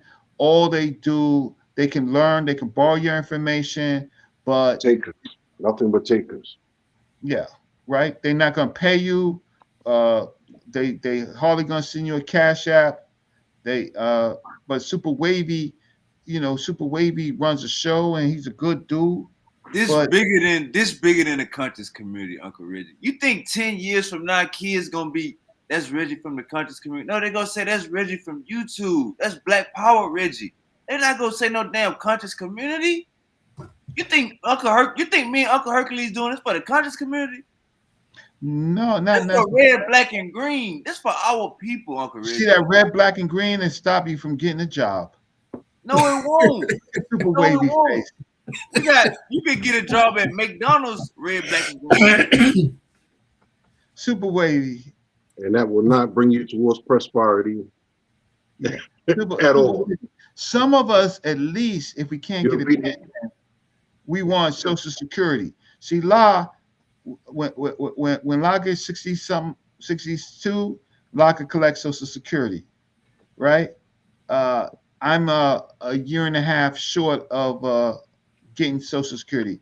When I get Social Security, my bag, when I get Social Security, is $1,997 a month, right? At 62. If I wait to 67, it's $3,500. I'm not going to wait to 67, but it's $3,500 a month. Why? Because I was able to work. Right? And so a lot of so the problem is you got to work to get something because you're going to need it. You're just going to need it, right? You think we don't know that? There's a lot of people who ain't collecting Social Security. They can't get it. The hell? What you talking about? A lot of white people. There's a lot of white people that can't get it. No, a lot of black people too. Brother, we are the minority. Y'all are speaking. Y'all talking about a speck in the wall. No, I'm talking about us. A lot of people do entrepreneurial things and they don't pay into Social Security, right? And they make a lot of money, but they don't pay into Social Security. But when their art form because this AI is killing us to death, right? Mm-hmm. Yeah. You don't get you need a job for stability for you. There's more than one way to skin a cat. Look at Super Wavy. Some niggas get in the field. Some niggas get in the kitchen. Some niggas answer the phones. So there's not one way to make it in the United States. Yes, you can make it busting your ass being a slave to a 9-to-5. Or you could be a motherfucking boss. It ain't no one way to skin a cat. So this Social Security shit, they got a thing called a retirement plan. There's not one way to skin a cat. You can be a boss. You can have bank account. Super Wavy, how old are you? 31. Yeah, 30. Yeah. Bless your heart. I'll be Bless 32 your heart. in February. Bless your heart, Super Wavy. I think more so with You the can't tell me it's not more than one way to skin a cat in America. Super Wavy. I'm 60 years old, so that makes me 30 years older than you. That don't mean nothing, right? That don't mean nothing, right? No, it mean a lot. You It's did experience. Right? You know what I'm saying? Right. So my experience is that in this particular society they have traps for you. They wait your ass out. Right? Now everybody Then you look, know Super it's Wavy. more than one way to skin a cat. Super Wavy, look how Be long a house nigga for 30 years and Look get at- a retirement. you heard Hercules with all these Or you could be a boss. Hercules. Hercules, I can Yeah. talk to Super Wavy and La can talk to Super Wavy. Hey, you should get your ass out of here. Nah, hey, Uncle Hercules, you good. Unless you gotta Get your ass out of here. y'all on Christmas break, Uncle Hercules? Don't Yeah, be worried I about got his job or nothing. They put in all the analytics. Don't say shit. Hold up, Uncle Reggie. Relax, Uncle Reggie. We getting to the bottom No of this. information, We Hercules. getting to the bottom of this. Uncle Hercules, you on Christmas break? You got time? Yeah, I'm on Christmas. We on Christmas break. All right, man, we thugging. So yeah, Uncle Law, man, we ain't no more praying for the next hour, Uncle Law. We getting it in. Hercules, see your way out. We could do. You did fantastic, but you see where I'm going, right? Yeah, I understand. Yeah, definitely. We gotta you plan good. I mean, a lot of young people, they don't understand that what you were saying. They don't understand. I mean, I'm one of them. Hey, You know all the young people understand what he was saying. He basically was saying you can't gotta be go talking work. about them crackers like that on the internet. He's saying all of this Wow, stuff is bro. gonna be here, so you can't crash out on the internet. That's Yeah, basically all that other shit he was talking about. It's more ways to skin a cat. He basically just saying just have the right behavior on these lives because it's gonna be here forever. That's basically what he was saying. Yeah, And he's saying don't use spirituality no more because we got just say the unseen. Yeah, because I mean, for me, I mean, I work for myself. I've been working for myself. You know what I'm saying? I'm that independent entrepreneur. No information. But yeah, I understand what you're saying. None. Look, I can AI you after this. I can AI you. I can pull up photos. I can do everything. Why? Because you don't put it in the analytics. You don't put it in the ether. Everything now can be pulled from the cloud Man, now. hey, hold up. See, this that scared old. Don't go over there, master. Say, hey, look, we ain't got shit to hide, Uncle Reggie. Hey, La Look, can tell you. I know, and on the Harlem, you probably lived on a grimy block where y'all niggas was on top of each other in an apartment building. But just know, Uncle Reggie, apartments in Texas don't go past 3 stories. So we got land out here. It's spaced out. But everybody got a thuka. But I just want you to know, Uncle Reggie, that we ain't nobody scared. We all good. Everything we watch this. Hey, brother La. We're not in slavery no more. Hey, Right? brother La. That's Brother a- La. that's a- Brother La. Right? Yes. You found out recently when they X-ray you, they can get you cooking in your house. Am I wrong, La? Huh? No. When they X-ray you, huh? Would you say that again, brother Reggie? When they X-ray you, right? When they do a search on you, a professional search on you, Yeah. and they can get access to your data, your phone, your whatever, they can find the most compromising things on you, right? Yeah. Even though it don't look like something, they try to make it something. A lot know what I'm talking about, Yeah. right? I learned that firsthand. Right, firsthand, right? So I don't know what you're talking about, Super Wavy, and your stuff, Super Wavy. You and your partying, your broads, and all of this stuff, man. You out there, Super Wavy. Huh? Hey, Uncle Reggie, man, I'm just saying it's more than one way to skin a cat. You got niggas that take chances and niggas that fall in line. You know what I'm saying? It's more than one way to skin a cat in America. It's plush Okay. out here. It's beautiful out here. You know But what why I'm saying? knock out some of your chances? So if Say it there's more again. ways, like the job market, look, anybody will want an $80,000 job with with Social Security and a pension, right? Not a lot of people gonna get that type of job no more. So Right? I'm saying so you said what about a job? That's what you said. Yeah, because a job is just one income source. Man, if I had to do it all over again, you know what I would be? A bus driver. I would See, have been that's what. out. See, look, I now would have check been me out, out in Uncle 20 Reggie. years, huh? Check me out. You got niggas. Like I said, you got niggas that fall in line, and you got risk takers. You got niggas that take chances. I'm not in a position. Hercules, I Hold up, advise you to leave. hold up, Uncle Reggie. Hold up, one second. Leave the show so that you won't be a part of all of these names that's gonna come up. You actually laughing, but he's 100% right, brother. Say it one more time. Oh yeah. Say it one more time. What's gonna come out of Super Wavy mouth? Listen, you did your part. Crazy. You could. Super Wavy ain't got no governor on his mouth. No, Super Wavy is free. Hey, I'm letting. Hey, there we go, Uncle Chucky. A job is for slaves. These niggas don't understand, man. Better get you an LLC, start driving trucks. These niggas talking about jobs. Hey, look, this is what I'm gonna say. It's two ways to skin a cat. A lot of my family works, so I can't say, you know what I'm saying. I don't come from the working type, so I don't know what that's like. A lot of people Neither work. do I. Ain't nothing Neither do wrong I, with that. brother. Huh? But I said neither do I, but I had to understand that I need a 9 to 5 more so for health insurance reasons and things of that nature. Most But I get definitely. what A lot of us need a 9 to 5. We in a recession. A lot of us need it. So I can never talk down on it. But I'm saying don't act like that's the only way, you know what I'm saying, to handle your business. No, in that's America. not the only way. Actually, Brother Reggie put up a video. How many years ago, Reg? I think it was about. Oh no, I'm talking about tonight. I'm talking about this conversation tonight sound like some slavery. Don't go over there. Master say get a retirement. Master say get a 401k. Master say get a job. Master say wake up with your boots on. Master say go to the field. No, Master say get up and go to the field, Shunny. Oh no, no. it's not. We got. I'm letting you know when you got a brain. I'm letting you know when you got a brain. Yeah, he's still here, you got brother. a brain like mine. You gonna create. You don't get it, Herc. You don't get create it. some business and some. Nah, Uncle Reggie, I'm letting you know.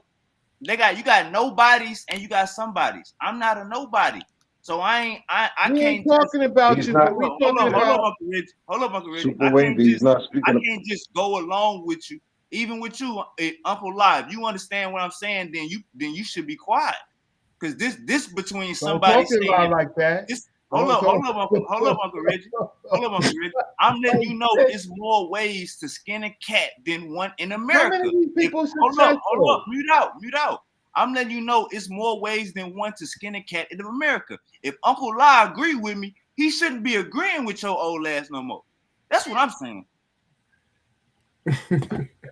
Yo, Super Wavy. We understand what you're saying. I don't think you understand what Reggie was saying. I got two cousins. I understand exactly what an old slave is saying. You know what an old slave? You call me an old slave?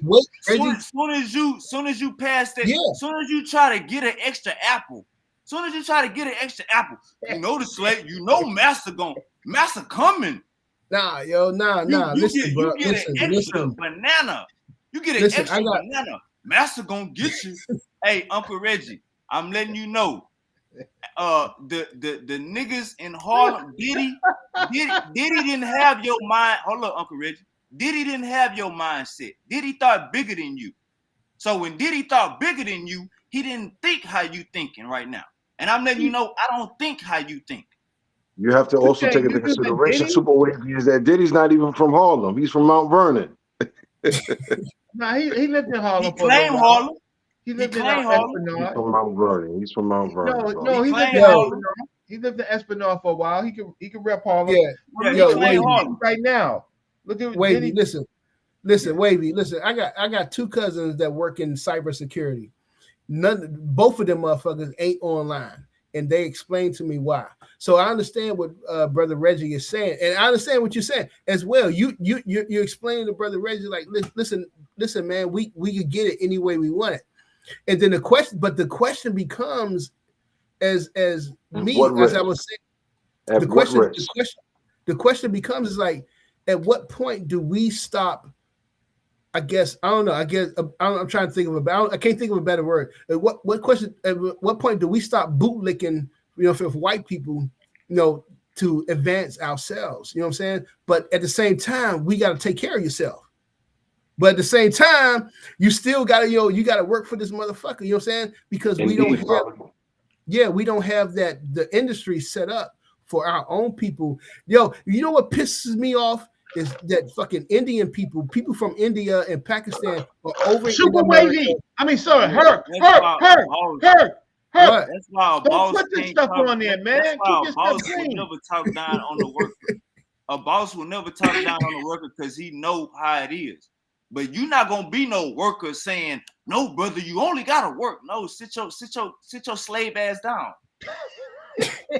Yo, look, I'm gonna leave. I'm 60. Nah, Uncle Reggie. Yeah, I'm gonna mute out. Nah, Uncle Reggie, I'm gonna mute out. You got the flow. I'm mute out. Super Wavy, you ain't gonna be talking to me like this, man. Come on, man. You ain't, I gonna have it, man. I ain't Uncle Reggie. You know we ain't being disrespectful. We're being real. My son is 3 years younger than you, man. 2 years younger than you, man. My son, like, come on, Super Wavy, man. Come on, man. Uncle Reggie, I ain't being personal. No, I promise I ain't being personal with none of this. You call me an old ass. You call me a slave. None of this is personal, Uncle Reggie. I'm sorry. I apologize. You call me an old ass and a slave. Uncle Reggie, I apologize. I ain't mean none of it. It's all right. We cool, but listen, you're right. I'm old. I gotta go and take a couple of teaspoons of something, and I gotta go sleep, man. It's past my look. I understand. And listen, much success for you. I see all the different things you're doing, the revenue, and you fine. But money goes, money blows, right? And you want long term. You want long term. How can I say you want the long term bag, right? If I had loan money fast. If I had to do it all over again, man, I would drive a bus till I was 20 years old. And instead of going to college, instead of doing all that stuff that I did, meet y'all, I drive a bus. And then like some of my friends, and they retired now, man. They've been retired like 10 years, right? They getting they're getting 40, 50,000 a year, and they doing other things, right? All I can look for is some of my investments, whatever my investments are, plus Social Security, right? And then try to renew. YouTube ain't working for me. YouTube and all this stuff that I do, it ain't working for me, yo. It ain't working, and I couldn't put as many hours on as you are, Super Wavy. I can't do it. I can't do it. I don't. As smart as I am, people are not interested in my information. They're not interested in it. No, it's not even. I believe it's more so, Reg, about having more sort of will or desire to do it. And at this point in your life, you do it more so for the love of the people, but genuinely, you don't desire to do it anymore because there's no drive, there's no motivation. No, it's like a bunch of hateful young people. Hold on, Uncle Reggie. Let me help you out. It's like this. Look at Judge Joe Brown. Who? He got Darla. Darla is introducing the topics. Darla is making sure his Alzheimer's don't kick in. Darla is helping him. So Uncle Reggie, you just need a Darla. He's talking about the judge's daughter. Yeah. My son, my son don't even speak to me about this. He just said, "Hey, Yeah, Dad." let's not get personal, Reg. Yeah, Nah, Let's you no, not got get you gotta personal, get man. you gotta get a young stripper from the strip club. no. This boy crazy, man. Too wavy. I'm out of here, man. Y'all be Yeah, I good. gotta go. I gotta go. I gotta go. Inshallah. What that is, Uncle Law? Nah, it's called a stuff for the law. Astaghfirullah.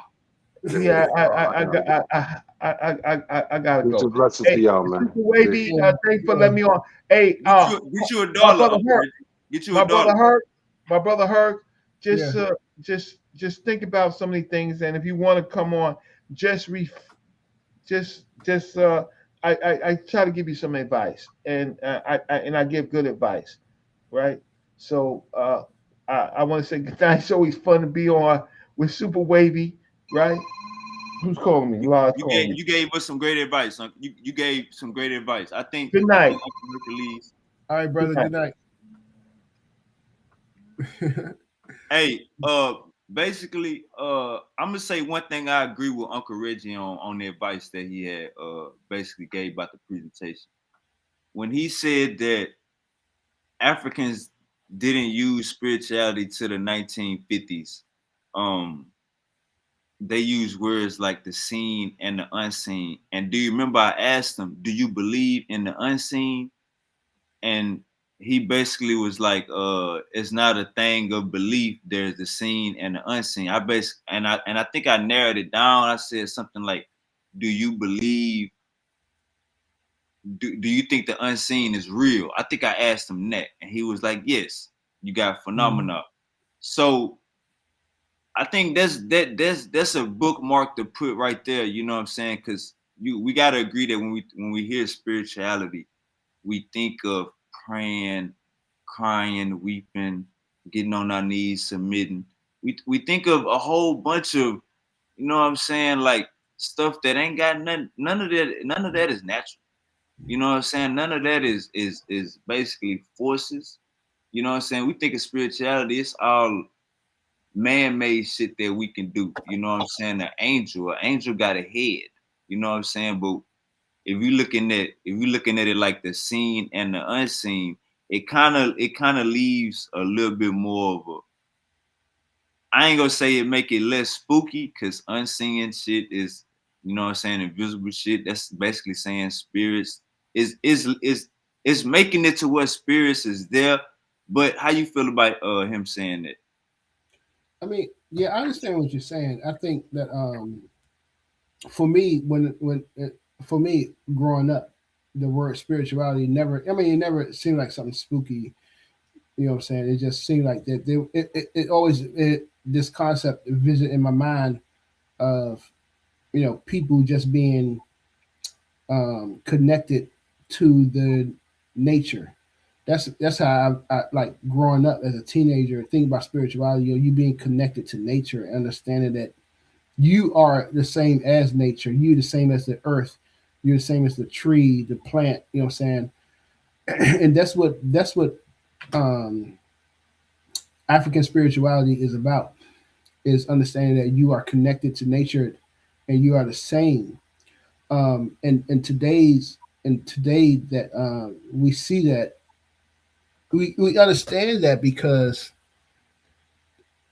we have to like we said, we have to separate ourselves. We have to separate the European influence from the traditional African point of view. That's one of the problems, because there's a deep influence from colonialism that happened amongst our people, and that affected tradition. Using the word spirituality affected us, because it's just an English word. It's just a word itself, and I use it because you understand it, and everybody understand what I'm talking about.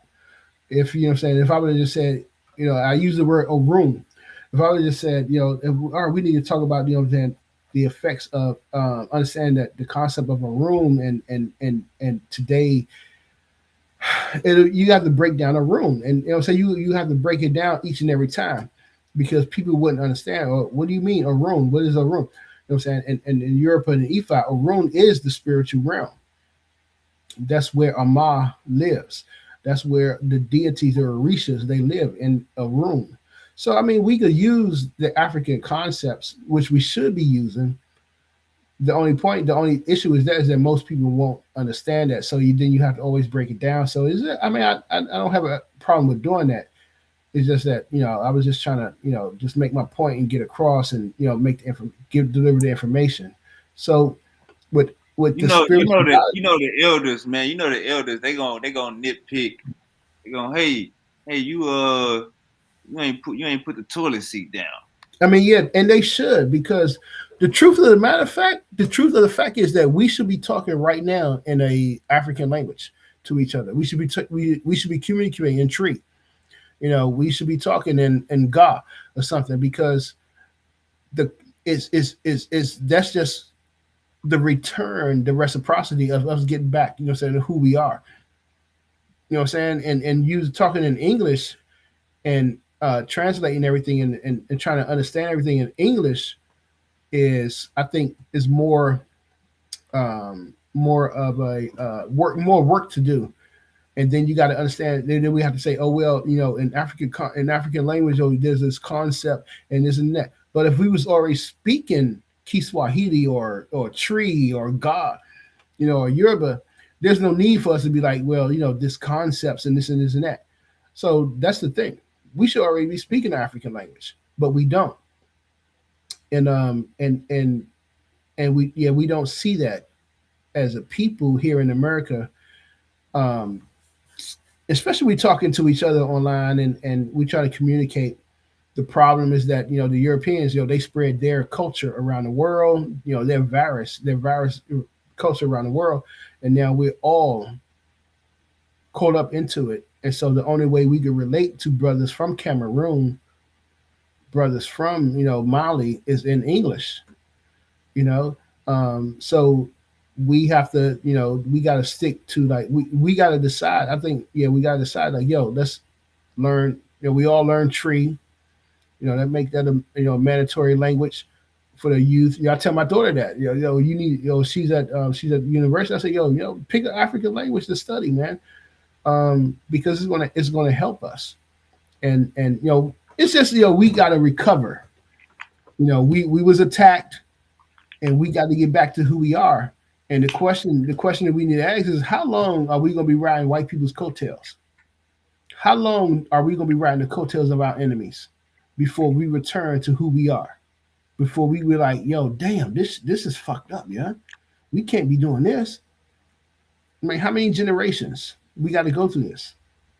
So it's time to return to who we are and to get to the people back to being our original selves, and rejecting this Eurocentric ideology, Eurocentric lifestyle, because you can see that it is death. It is basically death, and artificial intelligence is here. Robots is coming about.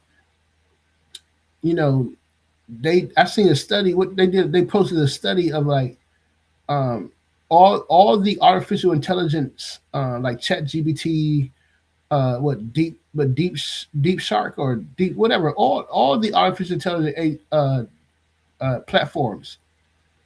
They did a test to see whether or not artificial intelligence will preserve its life or human life. All of them failed and said that they will preserve their artificial intelligence, and say they will preserve their life over human life. So what the fuck are we doing? You know what I'm saying? But this is the world that white people created. This is the world that of Ogun, of what I was talking about, of what the Dogon talk about. Ogun is creating this world of this chaos, and the only way to get back is to restore Mayat. Is you got to destroy this chaos. But we don't see that. We love the technology. We hooked on it. And the study it was a guy, I think just last week, a study came out about schools using computers and technology to teach children is just dumbing down the children. this is the way forward. This is Western science and Western advancement. This is their approach and their method to moving forward, advancing forward. This is not Black people's method of science. And that's my whole argument. And I'm trying to tell people, like, okay, yeah, we got STEM. You want to teach your children about STEM and technology and shit, but however, you have to put the Eurocentric approach to technology on a back burner. And let's get back to the African approach. Let's get back to consulting the ancestors, to consulting the spiritual realm about what we should do and how we should approach things. And that will give us answers into how we should move forward. However, the main thing is that most of us don't understand spirituality. And that means a lack of a better word, because I don't know the Ghanaian word for spirituality. I don't know the Nigerian, the Yoruba word, the Ewe word, the Basotho word. I don't know the Congo word for spirituality. So that's what I'm just using this word, because once we get back to understanding it, and that's the thing, because I was like, what, in my early 20s, when I was 13 when my dad was like, Christian, the Jesus shit ain't real. I was 13 when he told me that. It just blew my mind. But it wasn't until I was in my 20s when I started reading and researching, and I was reading the Bible, I was reading the Torah, and it's another book I can't even think of it. I was reading these books. I was reading the history, because I wanted to find out what's going on. And it wasn't it took a while for me to understand, but once I realized it, and that's the thing, all you Christians out there, I hope y'all watching this. You know what I'm saying? All y'all Christians and shit, you defenders of the Christian faith. Ain't none of y'all, I haven't seen none of y'all do a presentation on disproving Gerald Massey's work, Ancient Egypt, Light of the World, because he went through it thoroughly and debunked all that Christianity, that Islamic shit, that Judaism shit. He killed that. Ugh. He went through that shit and killed it. But ain't nobody ever go through Gerald Massey's work and was like, yo, this is not, he did. Ain't none of y'all. But anyway. They just go call him a pseudo. Yeah, anyway. You know what I'm saying? He killed that shit. But anyway, once I read that book, Ancient Egypt, Light of the World, I was like, what, 20, I was probably 23, 24. But it opened my eyes. I was like, holy shit. You know what I'm saying? It was like, damn. And then he's like, what do you follow? What do you believe in? And that's the thing about spirituality. Most people, they don't understand it. You don't understand how to incorporate it because it's not there's no dogma. You know what I'm saying? There's no text for you to read from and shit.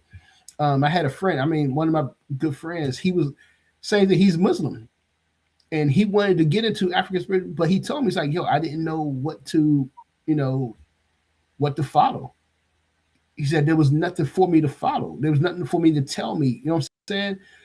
And I told him, I said, that's because it's a spirit system.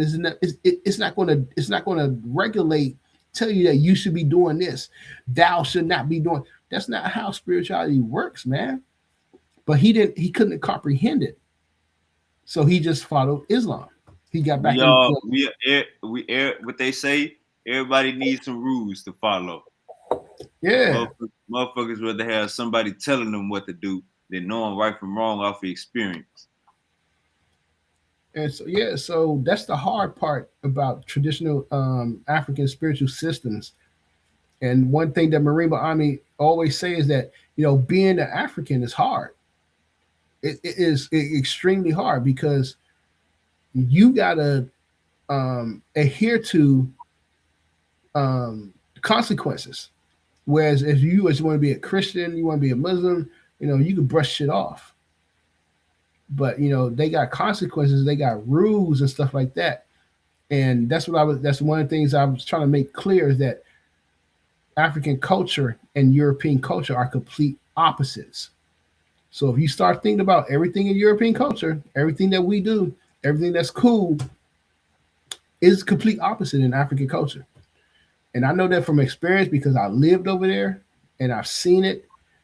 It's just like, yeah, it's complete opposite. So it's hard work, man. It's a lot of work we got, you know what I'm saying? And my whole thing is as I tell people, like, look, I ain't gonna change. It's hard for me to change. I am who I am, but I raise my kids to think different. I tell my daughter that all the time. It's like, yo, buy black. Buy black. You know what I'm saying? You and your friends, when y'all graduate from college, y'all need to be thinking about not just starting a business, but starting a corporation. How can you connect to people overseas, the black people overseas, and start corporations, start this intercommerce? That's what y'all should be thinking about. Not no small business, no. Corporation. Because every other group of people, the Chinese, the Japanese, are all over in Africa making money, doing businesses, except for us. And we don't want to do that shit. So, fine. I know you don't want to do it. I know you're not into it. But if you believe in black power, if you believe in that black people have to do better, then you should be telling your kids, your nieces and nephews, hey, start thinking. You need to think about connecting with brothers and sisters overseas, man. Thinking about opening up corporations. Thinking that's how, you know what I'm saying? So I tell her that shit all the time. So, hopefully she listens. I tell my son that shit, when I'm with him, I was like, yo, I want you to always start thinking about, brothers and sisters overseas, connect, build businesses overseas. Shit, everybody else is doing it. Hey, and just to be clear, you know what I'm saying? Ain't nobody dumb over here. So we know for a fact you don't work, you don't eat. You know what I'm saying? When I was in high school, my senior year, I'm going to school half the day, working half the day at Pizza Hut. I think it's called co-op. So what I'm saying is ain't nobody dumb. It's just when I hear the old slave in the corner saying you got too many bananas or you got too many oranges, you got too many milks, master looking, that type of stuff is where the conversation get wrong. But yeah, everybody knows, you know what I'm saying? Hey man, you do want to work, you know what I'm saying, have good job history and retire and get a pension. We all of that, nobody in disagreement with. The only thing I was saying was, you know what I'm saying, it's more than one way to skin a cat in America. You know what I'm saying? That was more the whole thing. So if you out there working a job, stay on your motherfucking grind. You know what I'm saying? It's steps. It ain't just, you know what I'm saying? Nah, it's steps to this shit. You working and then you got a side hustle. You know what I'm saying? You eventually wanna make your side hustle your main hustle. You know what I'm saying? Work less. That's the goal. The goal is not to work for 50 years and get a retirement and get $1,500 a month. That's not the fucking goal. Never been. No, the goal is to, yes, work. Use the money from the work to pay your bills and come up with a creation. Think. That's the goal. Definitely. So yeah, I'm gonna end with this, man. I think Amos Wilson always say that the problems with in the black community, you can always trace back to us imitating white Americans, basically. That's the problem with the black community. We always imitate. So if we stop imitating them and we start getting back to, if we start implementing traditional, African ideas, traditional Native American ideas for those, for everybody, like, yo, we Native American, but yet you ain't implementing the traditional Native American ideas and philosophy. But yeah, he was like, yo, our major problem is that we imitate white Americans. If we stop doing that shit, a lot of the problems in our community will start to dissipate. You will see them start to go away.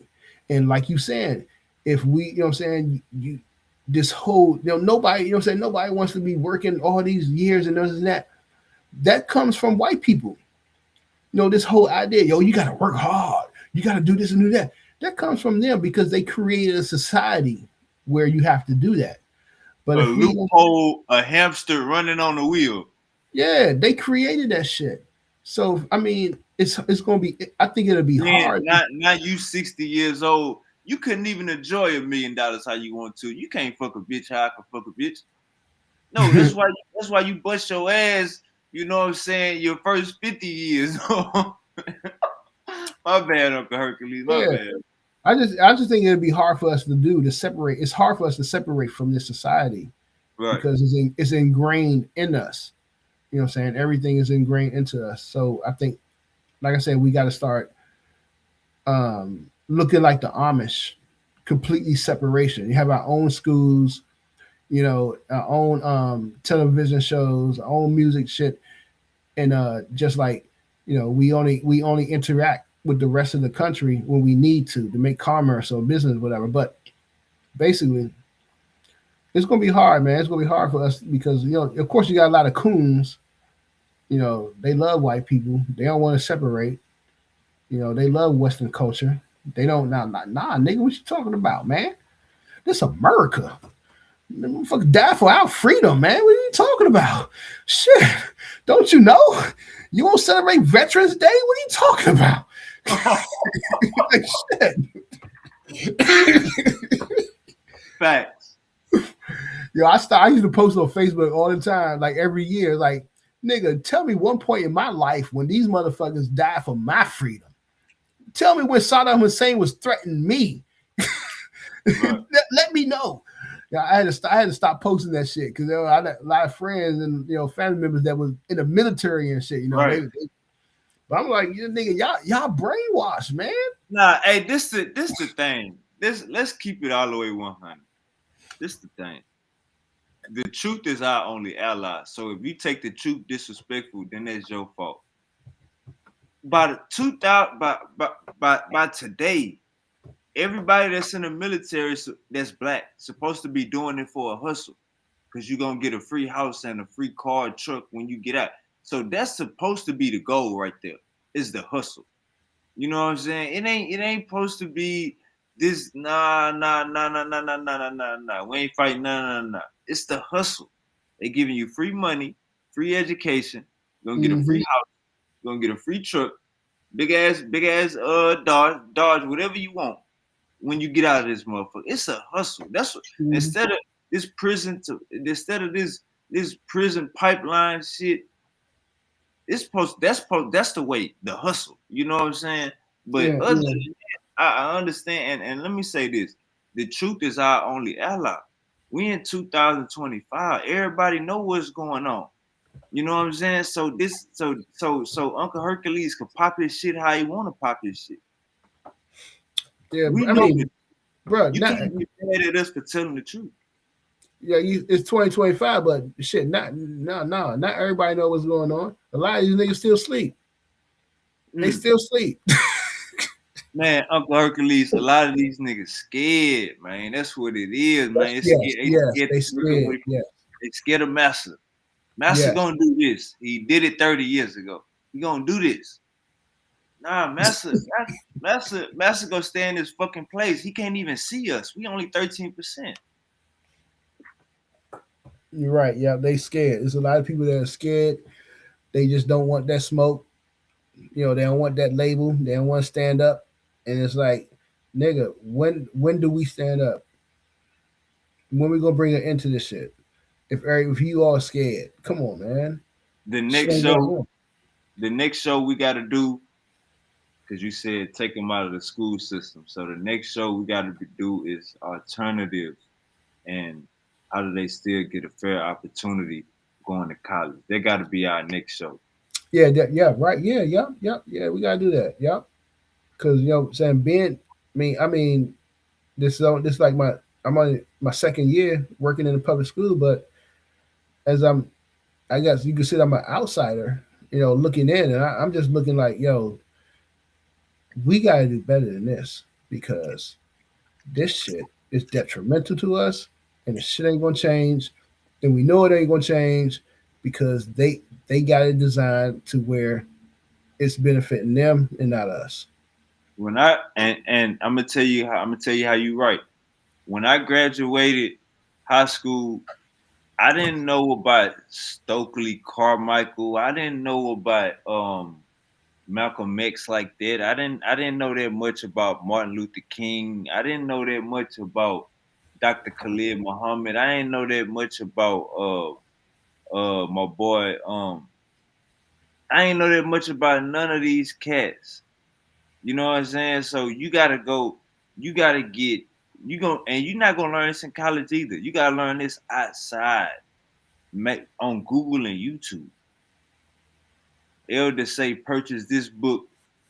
But you this so when you right when you say that it ain't designed for us. We reading about Huckleberry Finn and goddamn and that type of shit. You know what I'm saying? We ain't getting the goddamn what we supposed to be getting, and that's Right.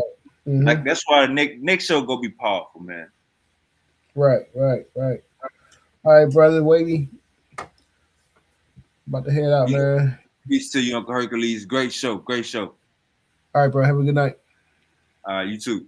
Hey man, everybody, appreciate y'all for tapping in, man. Hit that like button, man. Hit that like button. It's free. Appreciate Volta, Uncle Shaka, Uncle Reggie, Uncle DMG, Uncle Pan African James was in the building. We see Hassan was goody, Uncle La. Hey, Uncle Hercules put it down, Uncle Chucky. Hey, appreciate everybody for tapping in. Appreciate everybody for fucking with us, man. Y'all know how we do it. You know what I'm saying? Uncle Hercules putting the motor to the boater. We already know clips gonna get made. You know what I'm saying? Y'all gonna try to pop Uncle Hercules top. All the ancient Egyptians didn't know about it. We know. You know what I'm saying? We know what's going on. But we're gonna stay focused, man. You know what I'm saying? Teach the people. YouTube gonna be here forever. We're gonna keep waking our people up. And we out of here. It ain't my